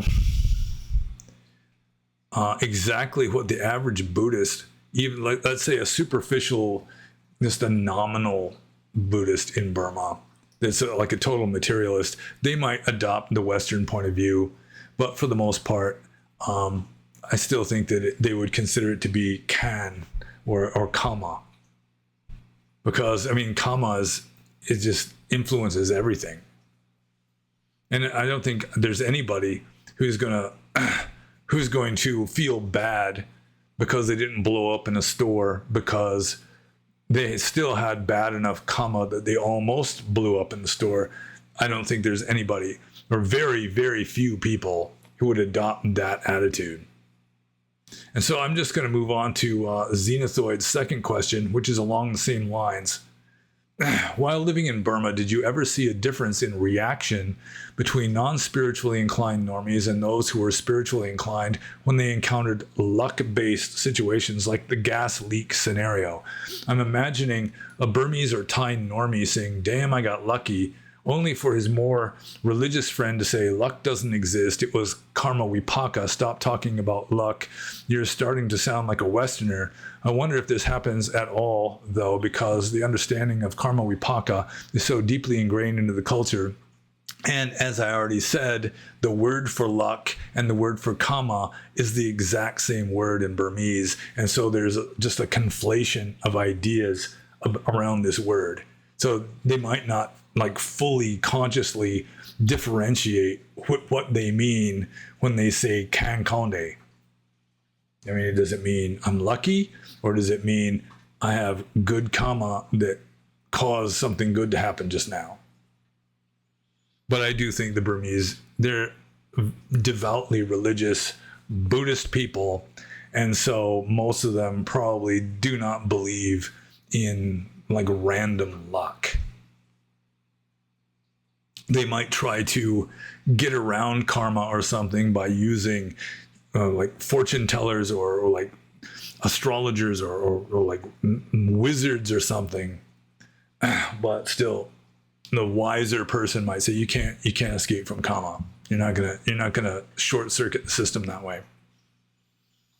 I guess the biggest differentiation between a devoutly religious Burmese person and just a superficial materialistic Burmese person is the superficial materialistic Burmese person is more likely to get upset when something goes wrong, whereas the devoutly Burmese Buddhist person would just say, well, my karma wasn't good. So they'd be a little more fatalistic, I guess, whereas the materialists would just be more prone to just getting upset. So I'm just going to move on to Xenothoid's third question here. Certain situations can be seen as very lucky from one point of view while being seen as very unlucky from another. For example, Trump was very lucky to survive being shot and to be hit in the ear rather than the brain, but was very unlucky to be shot in any capacity. What kind of karma leads to the occurrence of weird scenarios like this that can be seen as lucky or unlucky depending on one's point of view? I wonder what Trump thought or did in the past that led him very specifically being shot in the ear rather than the brain, all while on live television. Well, this reminds me of a story I've come across more than once. I think I first encountered it in a Ram Dass book. There's a story of the Chinese farmer. And the Chinese farmer had a horse. The other farmers in the area didn't have a horse. So this Chinese farmer was considered to be fortunate or lucky because he could plow more fields with his horse than the other farmers could without his horse.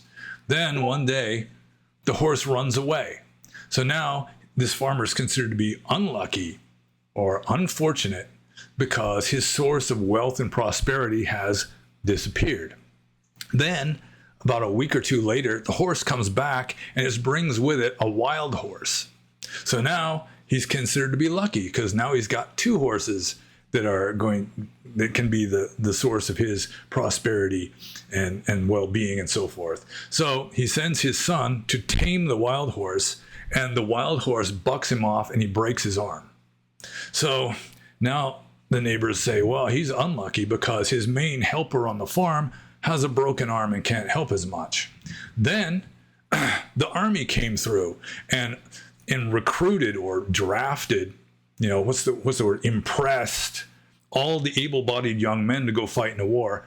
And they didn't take the farmer's son because he had a broken arm. So now everybody thinks the farmer is lucky because his son, because he had a broken arm, didn't have to go fight in the war.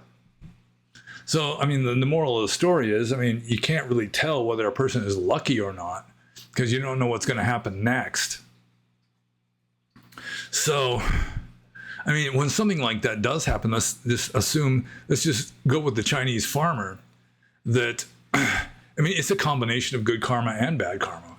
And I mean, anything that we do is bound to be a combination of wholesome and unwholesome. I mean, it's extremely rare, if not impossible, to just have pure good in an action or pure bad in an action. That there's always going to be a mixture. And when events like this are happening, when something bad causes something good, which then causes something bad, which then causes something good, where there's all these various factors involved, you know, it's like different kinds of karma all sort of merging into this one mess of karma.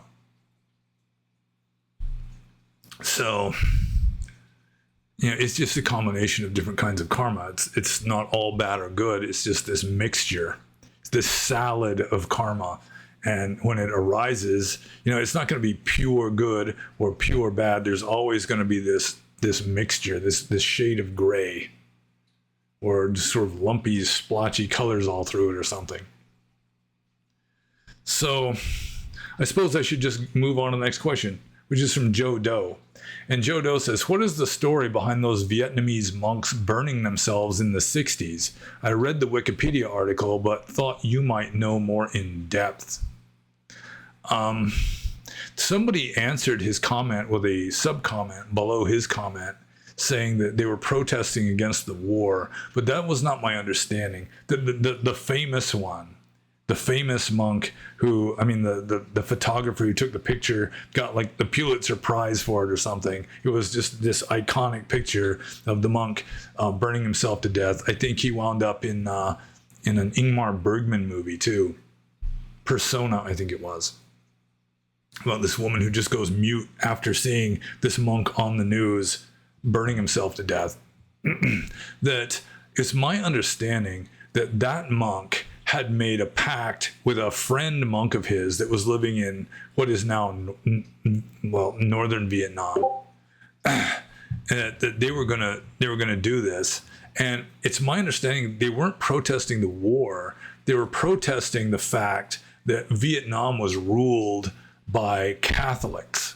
That this ruling family in Vietnam were Roman Catholics, and they were like, you know, they didn't give a shit about Buddhism. You know, they considered Buddhism to just be like this, you know, ignorant hick religion or something.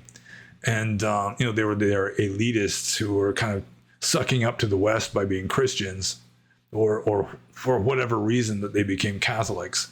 And so a lot of the people in Vietnam just really resented the fact that they're a Buddhist country. Most of the people are Buddhist, but the rulers of their country not only were not Buddhists, but just kind of despised Buddhism, apparently, at least in the opinion of these people. And I think the wife of the president or dictator or whoever was in charge of running Vietnam or South Vietnam at the time, I guess it'd be South Vietnam, that she called it like the Buddhist barbecue or something. I mean, she just made a joke of it. She didn't care. But I mean, it's different monks set themselves on fire for different reasons. A few years ago, I read that in Tibetan Buddhism, that there had been this epidemic of monks lighting themselves on fire. I think it was something like 100 monks in 1 year lit themselves on fire. And in their case, I would assume that they were mainly protesting against China, you know, colonizing Tibet. So different monks will have different reasons. But I think the Vietnamese monks, it was sort of political and sort of religious, because I think they were protesting against, you know, their government, the government of a Buddhist country being essentially anti-Buddhist Christians or some such. But I'm no expert on the subject. So I'm going to move on to Jodo's next question, which is, what are the main differences between Theravada and Mahayana, and why did you choose Theravada Buddhism? Well, how long do we have here? Golly. The main differences between Theravada and Mahayana? Well, I mean, one of the most obvious differences is the whole bodhisattva concept. That the bodhisattva concept has its roots in pre-Mahayana Buddhism. Like in Theravada, they've got the bodhisattva. But the bodhisattva was just someone who is destined to become a fully enlightened Buddha. And generally, it's referring to Gautama himself before his enlightenment. Before his enlightenment, he was the bodhisattva, the one who is destined for enlightenment or bound for enlightenment.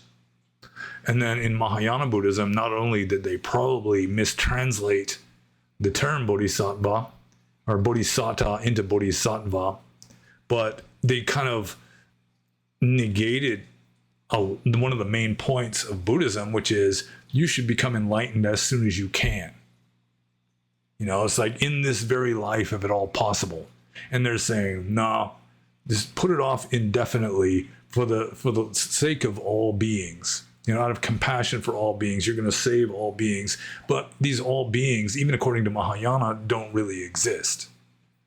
So it's like you're postponing indefinitely enlightenment for the sake of virtual reality, which is not a very good reason. And also, it's just bad math or bad logic, because samsara has already been here for an infinitely long length of time. So an infinitely long length of time has already elapsed, and we still have an infinite number of suffering beings, which is a pretty good indication that there's always going to be an infinite number of suffering beings in samsara. So you're better off just transcending samsara.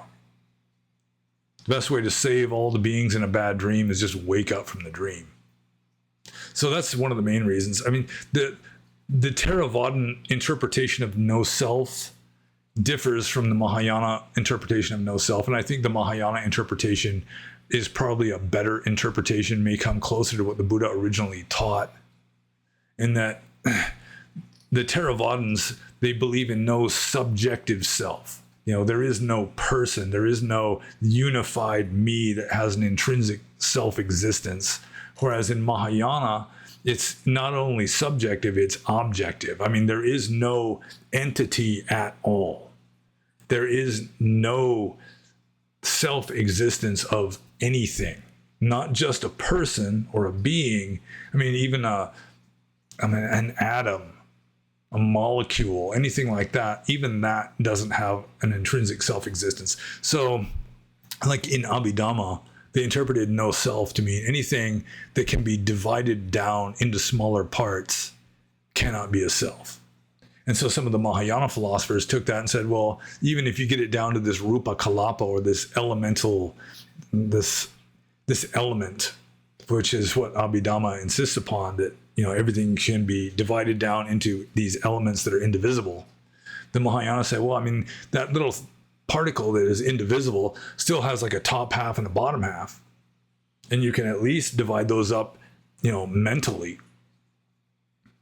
So the no self interpretation differs. In fact, some Mahayana Buddhists just insist that there is a self. Some Theravada Buddhists in the West insist that there is a self, but they're just essentially heretics.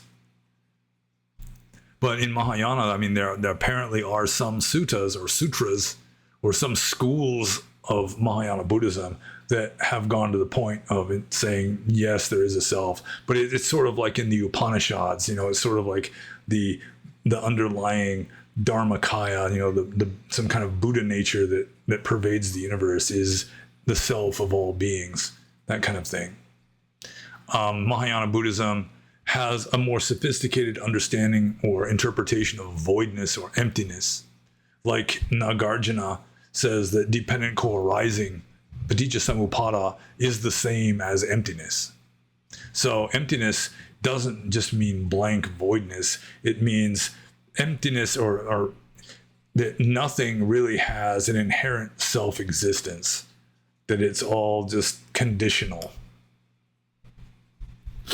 And I think most, or the two main philosophical schools of Mahayana Buddhism, historically, the two main ancient schools of Mahayana Buddhist philosophy would be Madhyamaka and Yogachara. And neither one of them accepts the existence of physical matter. So the earlier schools accepted the existence of mind and matter. Yogachara accepts mind but does not accept matter. And Madhyamaka just considers all of it to be essentially just conditional or virtual at best. I did read a philosophy book, a book on Indian philosophy written by Indian professors for Indian universities. And they based their book on ancient or early medieval philosophy texts that were like a survey of all the philosophical schools, all the main ones anyway, of India, at least northern India. And they divided Buddhism into 4 categories. There was mind and matter both exist, and you can experience both of them directly. And that was Sarvastivada Buddhism. Theravada isn't even in the scheme of things because it ceased being a significant player in Northern Indian philosophy by medieval times, apparently. So one school of Buddhism considers mind and matter to be ultimately real, and you can know both of them directly. And that would probably be, Theravada would fit in with that. It's closely related to Sarvastivada just with regard to its evolution. Second, you've got mind and matter both ultimately exist. And mind you can know directly, but matter you can infer with certainty. And that was the Sautrantika school, which is now extinct, I'm pretty sure. So those were both Hinayana or Shravakayana. Those were both pre-Mahayana schools. Both of them believed in the ultimate reality of mind and matter. Then the next would be Yogachara, which says mind exists and can be known directly. Matter doesn't even exist. It's idealist philosophy. Only mind exists. So Yogachara is also called the mind-only school. Then fourth, the most radical, is Madhyamaka, which says neither mind nor matter can be known with certainty. That ultimately it's empty, but it's not this blankness. It's this emptiness in that there is no inherent self-existence to anything. So overall, Mahayana Buddhism tends more towards philosophical idealism and the rejection of the existence of physical matter. Whereas the older schools, including Theravada, accepted the existence of physical matter. But I'm not so sure the Buddha himself would accept the existence of physical matter. If you go with the Atthakavagga, he says, don't believe anything. Don't believe that there is physical matter. Don't believe that there isn't physical matter. So I do think that in certain respects that Mahayana is more sophisticated philosophically, although in certain respects they have just deviated radically from the early teachings. So I'm just going to move on to the next question. This is from Romeo. And Romeo says, in a previous Q&A, you said that in Buddhism, being unhappy is immoral and a choice based on desire. This makes total sense to me for the average normie who is down in the dumps because he can't afford the new car he wants, wishes for a better job, a more exciting romantic life, etc.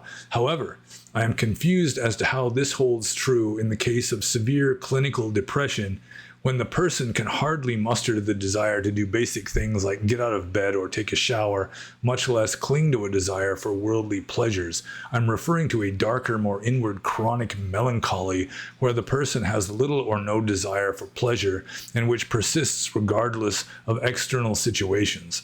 A mild form of it is sometimes called anhedonia, but I mean something stronger than that. So his first question here is, I am far from being a leftist, but at the risk of sounding like one by pulling out the don't blame the victim card, here is my first question. How can a chronically severely depressed person be held responsible for actively choosing their low, dark moods and lack of joy?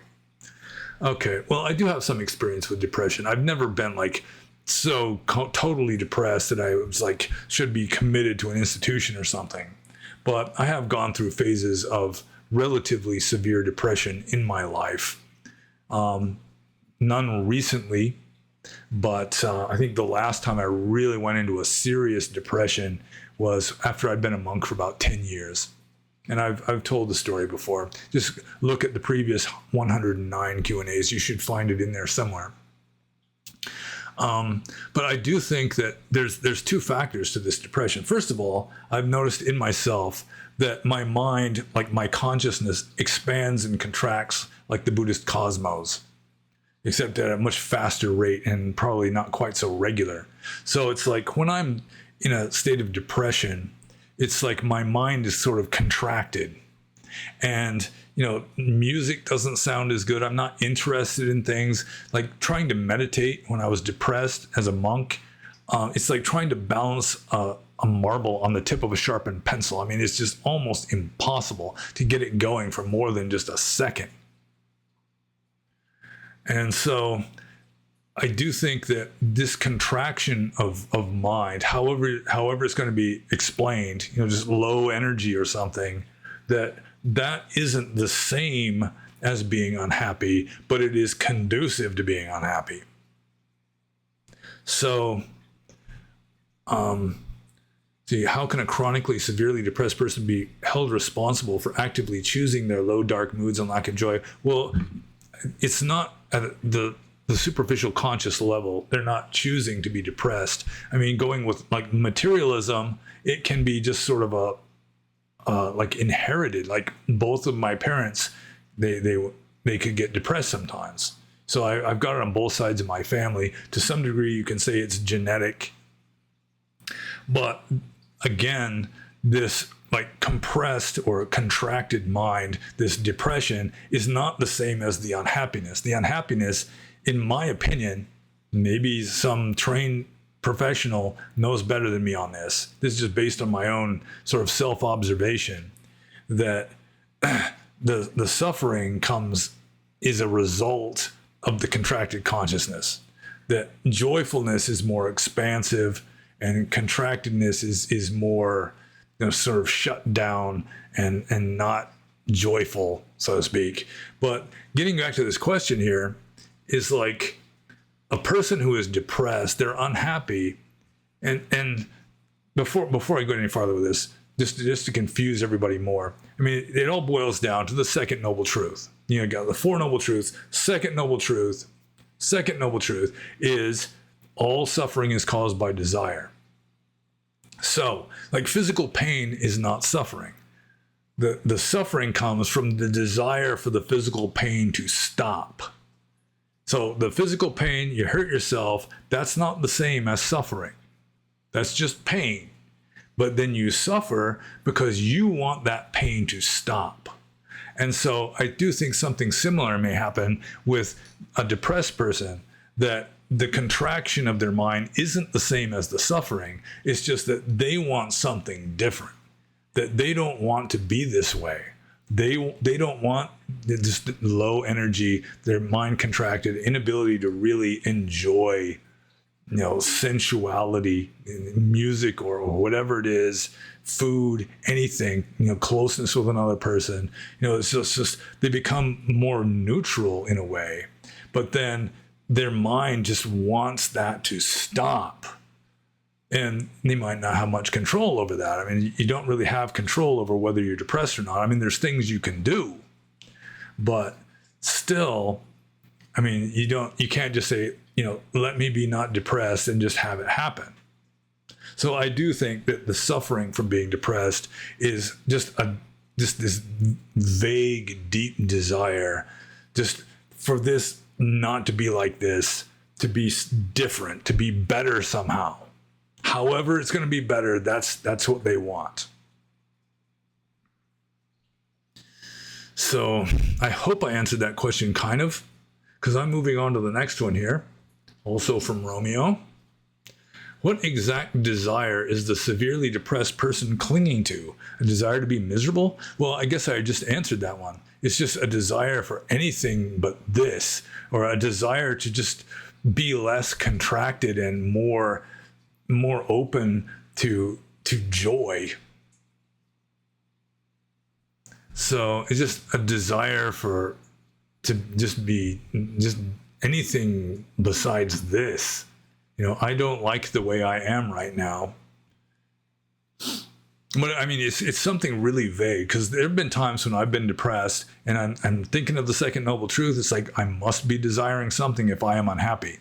So what is it that I desire? And it's not obvious, other than just different from this, better than this.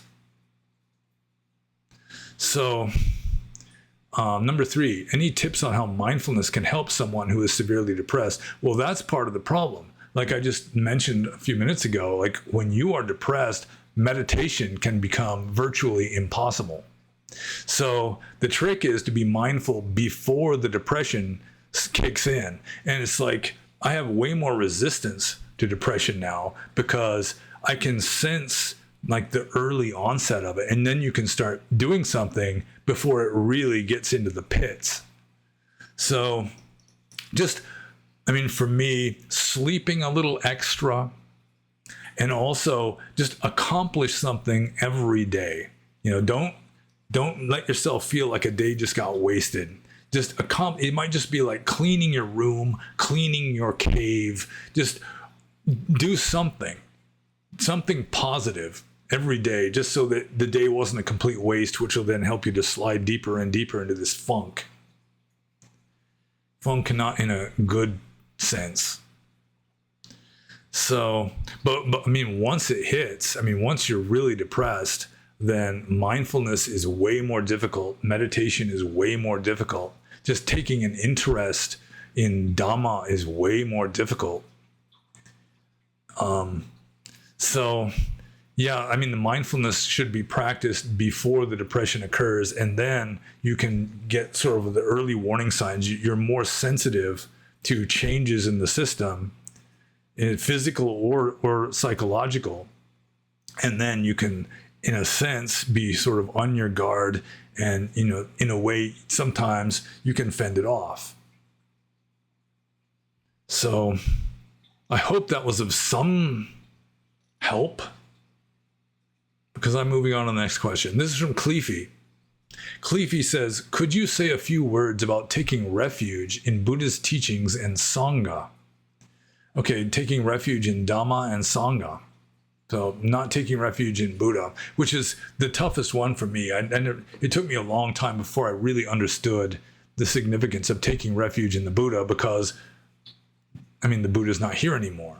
How do you take refuge in someone who literally is non-existent, other than just his teachings? But that's Dhamma. That's the second refuge. So, I mean, finally I came to the conclusion that you can, at least in my case, I could validly take refuge in the Buddha, and just taking refuge in the whole possibility of a Buddha, in like Buddhahood and its possibility in this world. But with regard to the Buddhist teachings, how do you take refuge in it? The best way to take refuge in the Buddhist teachings is to practice them, to study them, to understand them, and to put them into practice. That would be the best way of taking refuge in the Buddhist teachings. Taking refuge in the Sangha, I have been told, it's considered to be common knowledge in Burma, that when a monk takes refuge in the Sangha, he's taking refuge in a different Sangha than a layperson taking refuge in the Sangha. And that's just totally setting aside the leftist or whatever Buddhists in the West, who, when they take refuge in the Sangha, they're just taking refuge in themselves, in their meditation group. Because that was weird. I was confused at first when I started encountering lay people referring to themselves as Sangha. It's like, wait, you guys aren't Sangha? Sangha is monks and nuns. But the West, in their arrogance, have just adopted the term Sangha for themselves, just even though they might not keep 5 precepts or take refuges or meditate more than, twice a week or something. Still, they're Sangha. So now you go to an airport in Burma or something, you see a sign saying Sangha only. Just because you meditate sometimes, you don't get to go in there. That's for monks. So anyways, let's see here. Taking refuge in the Buddhist teachings and the Sangha. Oh yeah, I was talking about the 2 different kinds of refuge. So a layperson, when he takes refuge in the Sangha, at least an Orthodox, like a Burmese Buddhist, when a Burmese Buddhist takes refuge in the Sangha, he's taking refuge in the Sangha of monks. That the monks are the teachers. They're the heavy hitters. They're the professional players. The lay people are like sandlot ball, whereas the monks, they're the pros.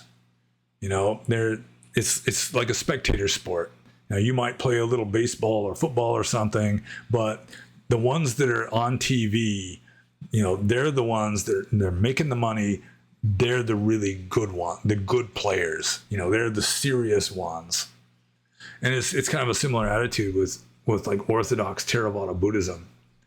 So anyways, lay people take refuge in the Sangha of monks, whereas kind of ironically, monks take refuge in the Arya Sangha, the Sangha of Aryas, which includes lay people. So when lay people, at least Orthodox, devout Buddhist lay people, take refuge in the Sangha, they're taking refuge in the monks. Whereas when a monk takes refuge in the Sangha, he's taking refuge in monks. There's some monks and also some lay people, which is kind of counterintuitive, I guess. So, so I guess I answered that question, didn't I? So I'm going to move on to the next one. Cleefy says, is it a common practice to take refuge in Theravada Buddhism? Well, it has been my understanding, again, from an Orthodox point of view, like a devoutly Burmese Buddhist point of view, that in order to be a Buddhist, you have to be someone who takes 3 refuges and at least 5 precepts. That's like the bare minimum of being a Theravada Buddhist is 3 refuges, 5 precepts. Of course, in the West or elsewhere, just if you consider yourself a Buddhist, then you're a Buddhist. But you really want to get down to the nitty gritty, just you want to be a hard nose about it. Then that would be like rock bottom, the bare minimum requirement for being a Buddhist. A serious Buddhist in an Orthodox sense would be someone who takes 3 refuges and 5 precepts. So is it a common practice to take the refuges in Theravada Buddhism? Yeah, definitely it is. Like in Burma, like devout Buddhists, every Uposatha day, sometimes more often than that, but every Uposatha day, they'll go to a monk, go to the monastery, go to a monk, and ask for the 3 refuges, and usually on Uposatha day, which is the full moon day, the half moon days, and the new moon day, full moon, new moon, half moon days, that they'll take 8 precepts. So it is a common practice to take refuge in Theravada Buddhism. In Tisaranina Saha Panchasilam. So Tisaranina is the 3 refuges, and Saha with Panchasilam, 5 precepts. It's when you take the 5 precepts or the 8 precepts, first you take the 3 refuges. So Cleefy's third question is, should I take refuge daily? It's not necessarily, it's not necessary to take the 3 refuges every day. But like whenever you take the precepts, you start with taking the 3 refuges. So if you want to take the 5 precepts, the 3 refuges and the 5 precepts, and then you get the 3 refuges as an extra added bonus to the 5 precepts. So it's not necessary to take it daily, except for maybe in your heart. If you're a devout Buddhist, it's like you're taking refuge through your respect and veneration and gratitude on a daily basis. You don't have to do the ceremony. The ceremony is just an outward ritual. Outward rituals really are not nearly as important as just having, veneration, respect, gratitude in your heart for the 3 treasures, Buddha, Dhamma, and Sangha. So I'm going to move on to the next question, which is from Don Fades. I think that's how to pronounce his name, Don Fades. And Don Fades is responding to my answer to the first question in the previous Q&A. What about depriving the hungry snake of his dinner? Is that not bad karma? Because I was talking about how 2 different people save a frog from a snake. One of them, it's the exact same action. They just chased the snake away from the frog when the frog was going to eat the snake, or the snake was going to eat the frog. They scare the snake away, so it lets go of the frog. The frog is saved. And so two people can do this exact same action of chasing that snake away from the frog. One of them does it out of compassion for the frog. He's doing a meritorious deed. Another person does it out of hatred for the snake. He's doing a demeritorious deed, because karma is volition. Karma is will.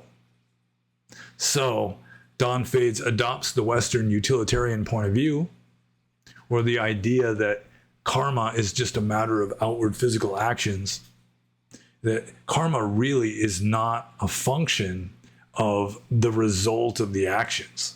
You can do something with the best intentions. You can make good karma, and still you could cause a lot of suffering. I was thinking just today, like they're in a car full of people, right? They're driving the car. There's other people in the car driving down the highway. They see a squirrel in the middle of the road. They just instinctively, they don't want to squish the squirrel, so they just swerve off the road. They crash the car. People in the car get hurt. Maybe the car bursts into flames.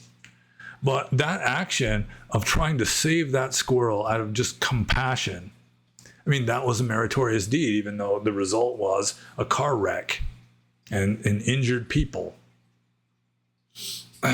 So depriving the hungry snake of his dinner, I mean, if it's not a consideration, then, I mean, if that is not your intention is just you feel sorry for the frog and want to save its life, then you've done something good. That is, it's entirely a matter of your mental states. It's entirely a matter of your will, your intention, your volition. And whether a snake goes hungry or not is irrelevant. So I was thinking, I was going to give another example along these same lines. Now I forgot it. Yeah, damn.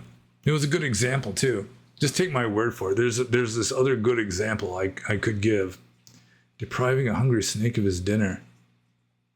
Man, it's like one of those things where it's kind of in the back of your mind. It's like, after I finish this sentence, then I'll talk about that. And then I get to the end of the sentence and it's gone. So, depriving the hungry snake of his dinner. Yeah. Oh, well, we'll just have to move on to the next one.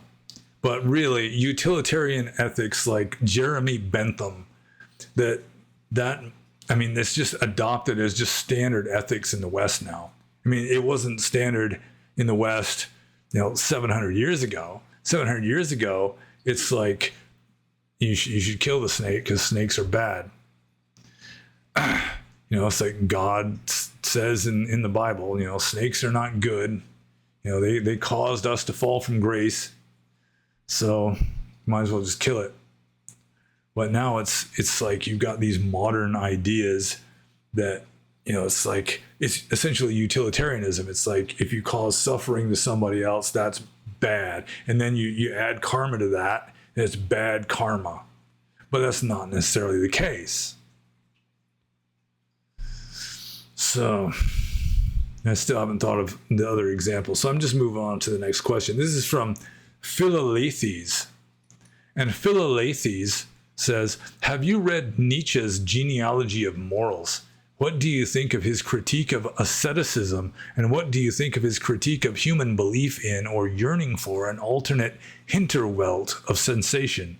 I don't know if Nibbana counts as this, but Kant's Ding an sich, Plato's forms, and the Christian heaven certainly do, as a form of decadence prevalent in cultures and religions. Well, the easy answer to all this is no, I have not read Nietzsche's Genealogy of Morals.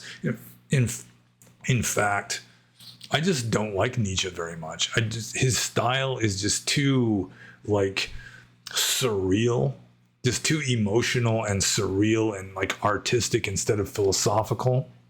So that the only complete book by Nietzsche I've ever read is his Antichrist. And I have to admit that the introduction by Mencken, H.W. Mencken? Is that it?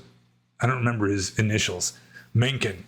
His introduction was way more interesting to me than Nietzsche in the main text of the little book, The Antichrist. I tried to wade through Thus Spake Zarathustra, and I got as far as the tightrope walker who falls off the tightrope and breaks his leg or something. And what I know about Nietzsche, I've read about Nietzsche in like books on Western philosophy and so forth. And I've never really been attracted to Nietzsche. I just do not like Nietzsche all that much. I much prefer Schopenhauer. So what do I think about his critique of asceticism? I don't know what his critique of asceticism is. What do I think of his critique of human belief in or yearning for an alternate hinterwelt of cessation as a form of decadence prevalent in cultures and religions, from certain ways of looking at it, I suppose, especially if people are like living, like a demoralized state, and so they're like hoping for a better world afterwards, then yeah, I mean, that it can be a sign of a kind of religious decadence or something. But I mean, it can also just be common sense that if there is a better state than this one, perhaps we should be trying for that better state. So yeah, Nietzsche, I've never been really into Nietzsche. And so I'm going to move on to Philalethes' next question. If enlightenment is uncaused, then doesn't that mean either we are already enlightened from the moment of our inception, or we never will be? Well, we are unenlightenment itself. I mean, Nibbana has no beginning and no end, and it pervades the entire cosmos. It pervades all possible cosmoses. It's just that we are a kind of delusion. So we aren't enlightened. In fact, we are really the only thing that isn't enlightened. That this, as it says in the Atthakavagga, the root of all delusion is the conceit I am. That when you create a me or an I or a we, then you've gone delusional. So in a sense, we kind of already are enlightened because we're pervaded by the absolute. And it reminds me of the beginning of Eckhart Tolle's first famous book, The Power of Now, where he's like, there's a guy sitting on a box begging for money. And somebody comes up to him and says, well, why don't you look inside the box? And he says, I don't know. So just look inside the box. And he gets up and he picks up the box, and the box is full of money. And he's just been sitting on this box of money begging for handouts the whole time. And that Eckhart Tolle compares the average person to this guy who is sitting on a box of money and begging for handouts because he doesn't realize that he's already got it, that we already have it. And that's more of a Mahayana concept than a Theravada one. But still, it's one that I can appreciate. I think that Mahayana may be a bit more sophisticated in its philosophy with regard to this aspect of Buddhist philosophy also. That in a sense, I mean, we are pervaded by ultimate reality. And the only thing that's keeping us from being enlightened is these mental states that we keep generating that keep us unenlightened. This idea that we exist and this world is ultimately real and we take it all seriously and everything. And but really, you get rid of the conceit I am, boom, enlightenment. And it doesn't have a beginning. It doesn't have an end. It's like Mahayana Buddhism. They turned it into the whole thing into a kind of koan. It's like a paradox. There is enlightenment, but there's nobody who gets enlightened. There's no moment of enlightenment. There's no beginning to it. There's no end to it. There's no cause for it. So, yeah, in a sense, I think it's more true than untrue to say that if enlightenment is uncaused, then doesn't that mean either that we are already enlightened from the moment of our inception? It's just that, like Eckhart Tolle says again, you've already got it. It's just that your mind is making so much noise that you don't notice it. And it's just the ego is unenlightenment itself. So underneath your ego, there is enlightenment. So I'm just going to move on to the next question. This is from Elijah. And Elijah starts with a preamble, which is, I have a strong calling towards practicing the Dhamma, but I have struggled with substance abuse and mental health issues all my life as well. I am clean and sober now and still have a very strong calling towards practicing the Dhamma and meditation, and to the point of wanting to become a Theravada monastic. So question 1. For someone like myself and with your own prior experience, would you recommend I go for it and eventually take up ordination? Well, I don't know you well enough to know exactly what you should do, because all I know about you is essentially what you've just said. But I mean, there's nothing wrong with going to a monastery and maybe volunteering to be like a monastery attendant just for room and board. You know, you're going to cook for the monks and help clean the monastery and maybe drive them where they need to go, that kind of thing. And then if the abbot sees that you have potential to be a good monk, thinks that you can make it as a monk, then that's fine. But of course, it's up to the abbot or whoever the monk is who would ordain you, that really he is the one to decide that whether, you know, you will have, you've got what it takes, so to speak. So, I mean, if you really want to test the waters, you want to try it out, that would be a good idea for starters, is volunteer to be a monastery attendant at a relatively strict monastery where you have respect for the senior monk. You think that he is wiser than you are. He doesn't necessarily have to be enlightened. If you can find an enlightened one, so much the better. But at the very least, you know, you've got to consider him to be a wise role model, someone that you would like to emulate to some degree. And I mean, you stay there, he observes you, he gets to know you, you can ask him questions, and then he'll make the decision. I mean, both of you will make the decision whether you should become a monk there or not. So that would be a good idea, I guess. It probably worked better in the West than trying to become a monastery attendant like in Burma or Thailand or Sri Lanka. Probably it would work, that sort of thing would work best in a Western country. But good luck to you, or good can to you. I'm just going to move on to his second question here. Are there any particular meditation practices or Dhamma teachings in general you would recommend for someone trying to stay clean and sober and maintain mental and emotional stability? Gosh, the general mindfulness is probably the most important thing. Just try to maintain as high a level of mindfulness as you can manage throughout the day, even when you're not sitting cross-legged. And let's see, meditation practices and Dhamma teachings in general you would recommend for someone trying to stay clean and sober. Read suttas. I mean, some of the verses of the Theravada are very inspiring.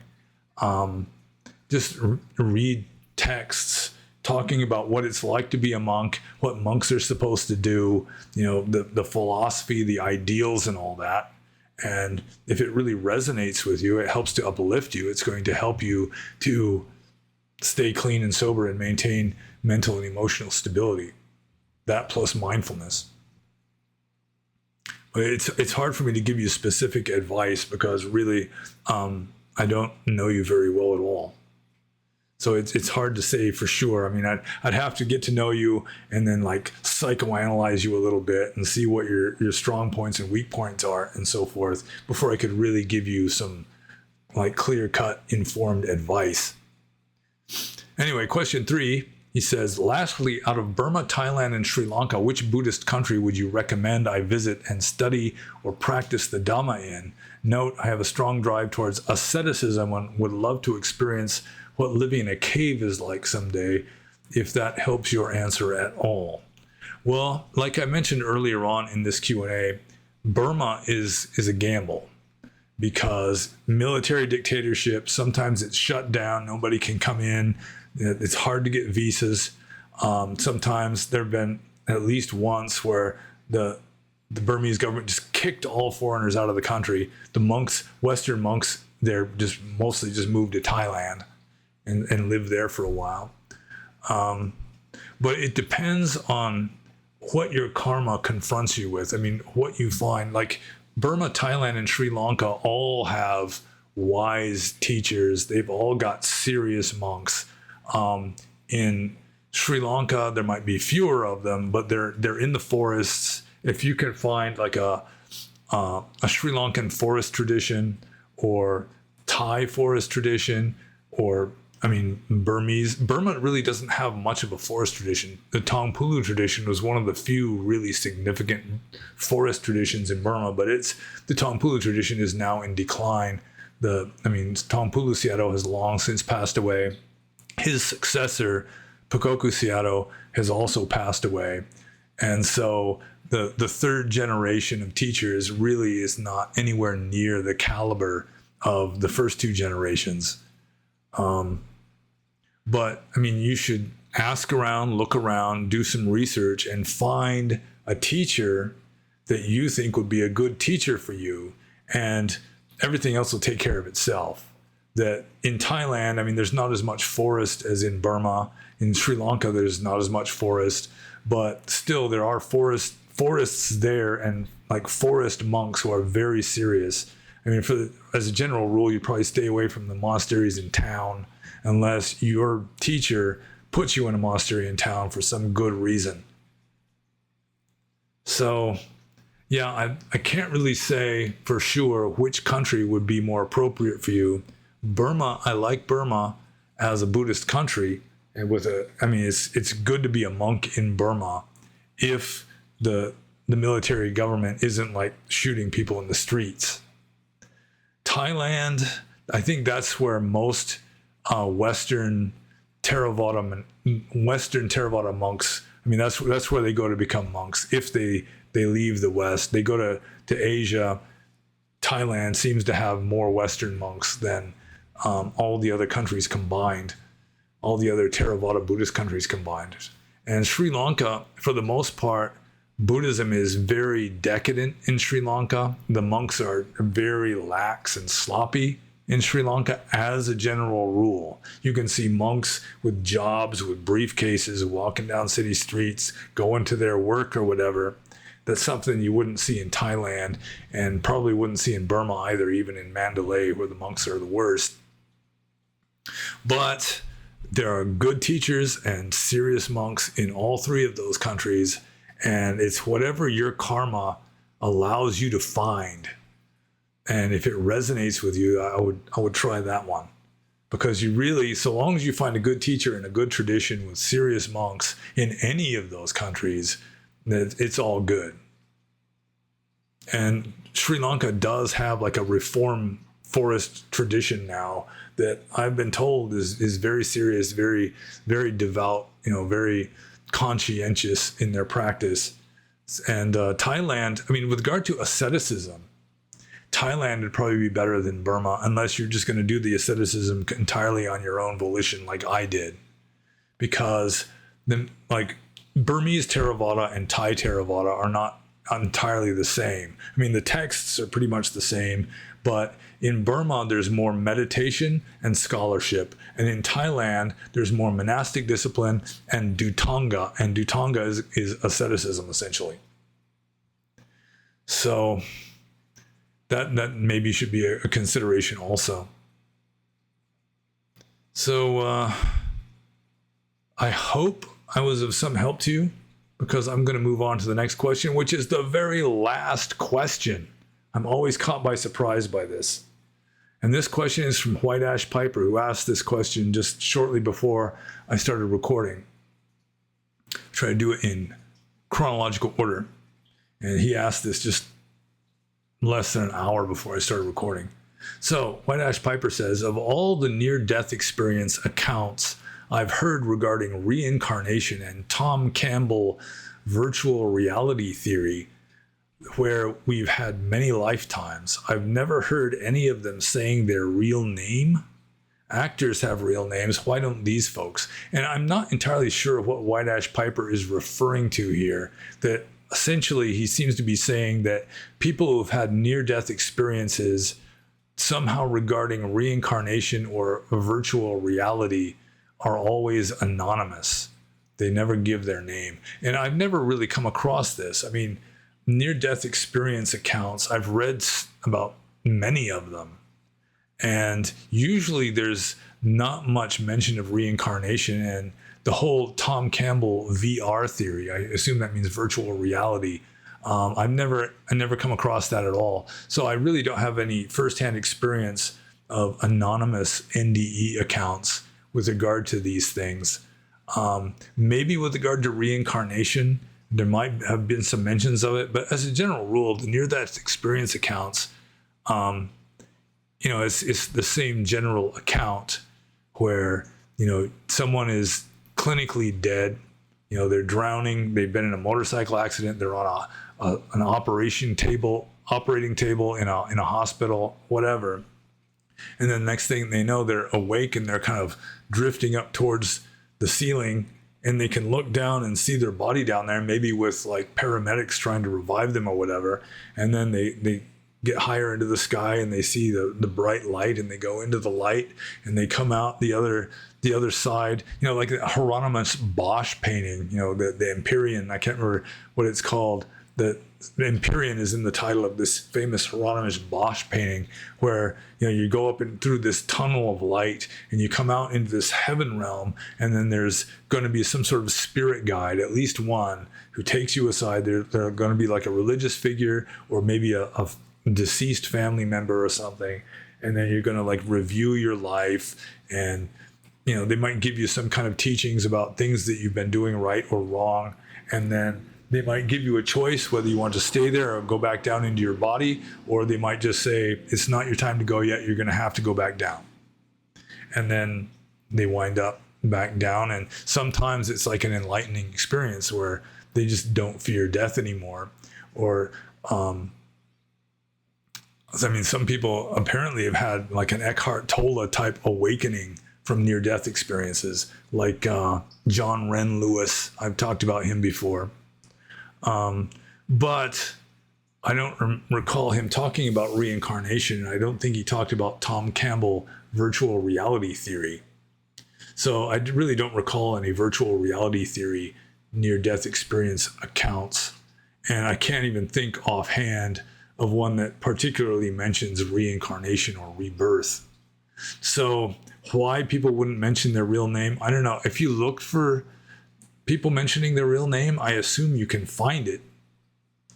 It may be that you just, you've encountered casual mentions, or maybe some kind of YouTube video or book that really doesn't get very deep. It's not trying to document anything.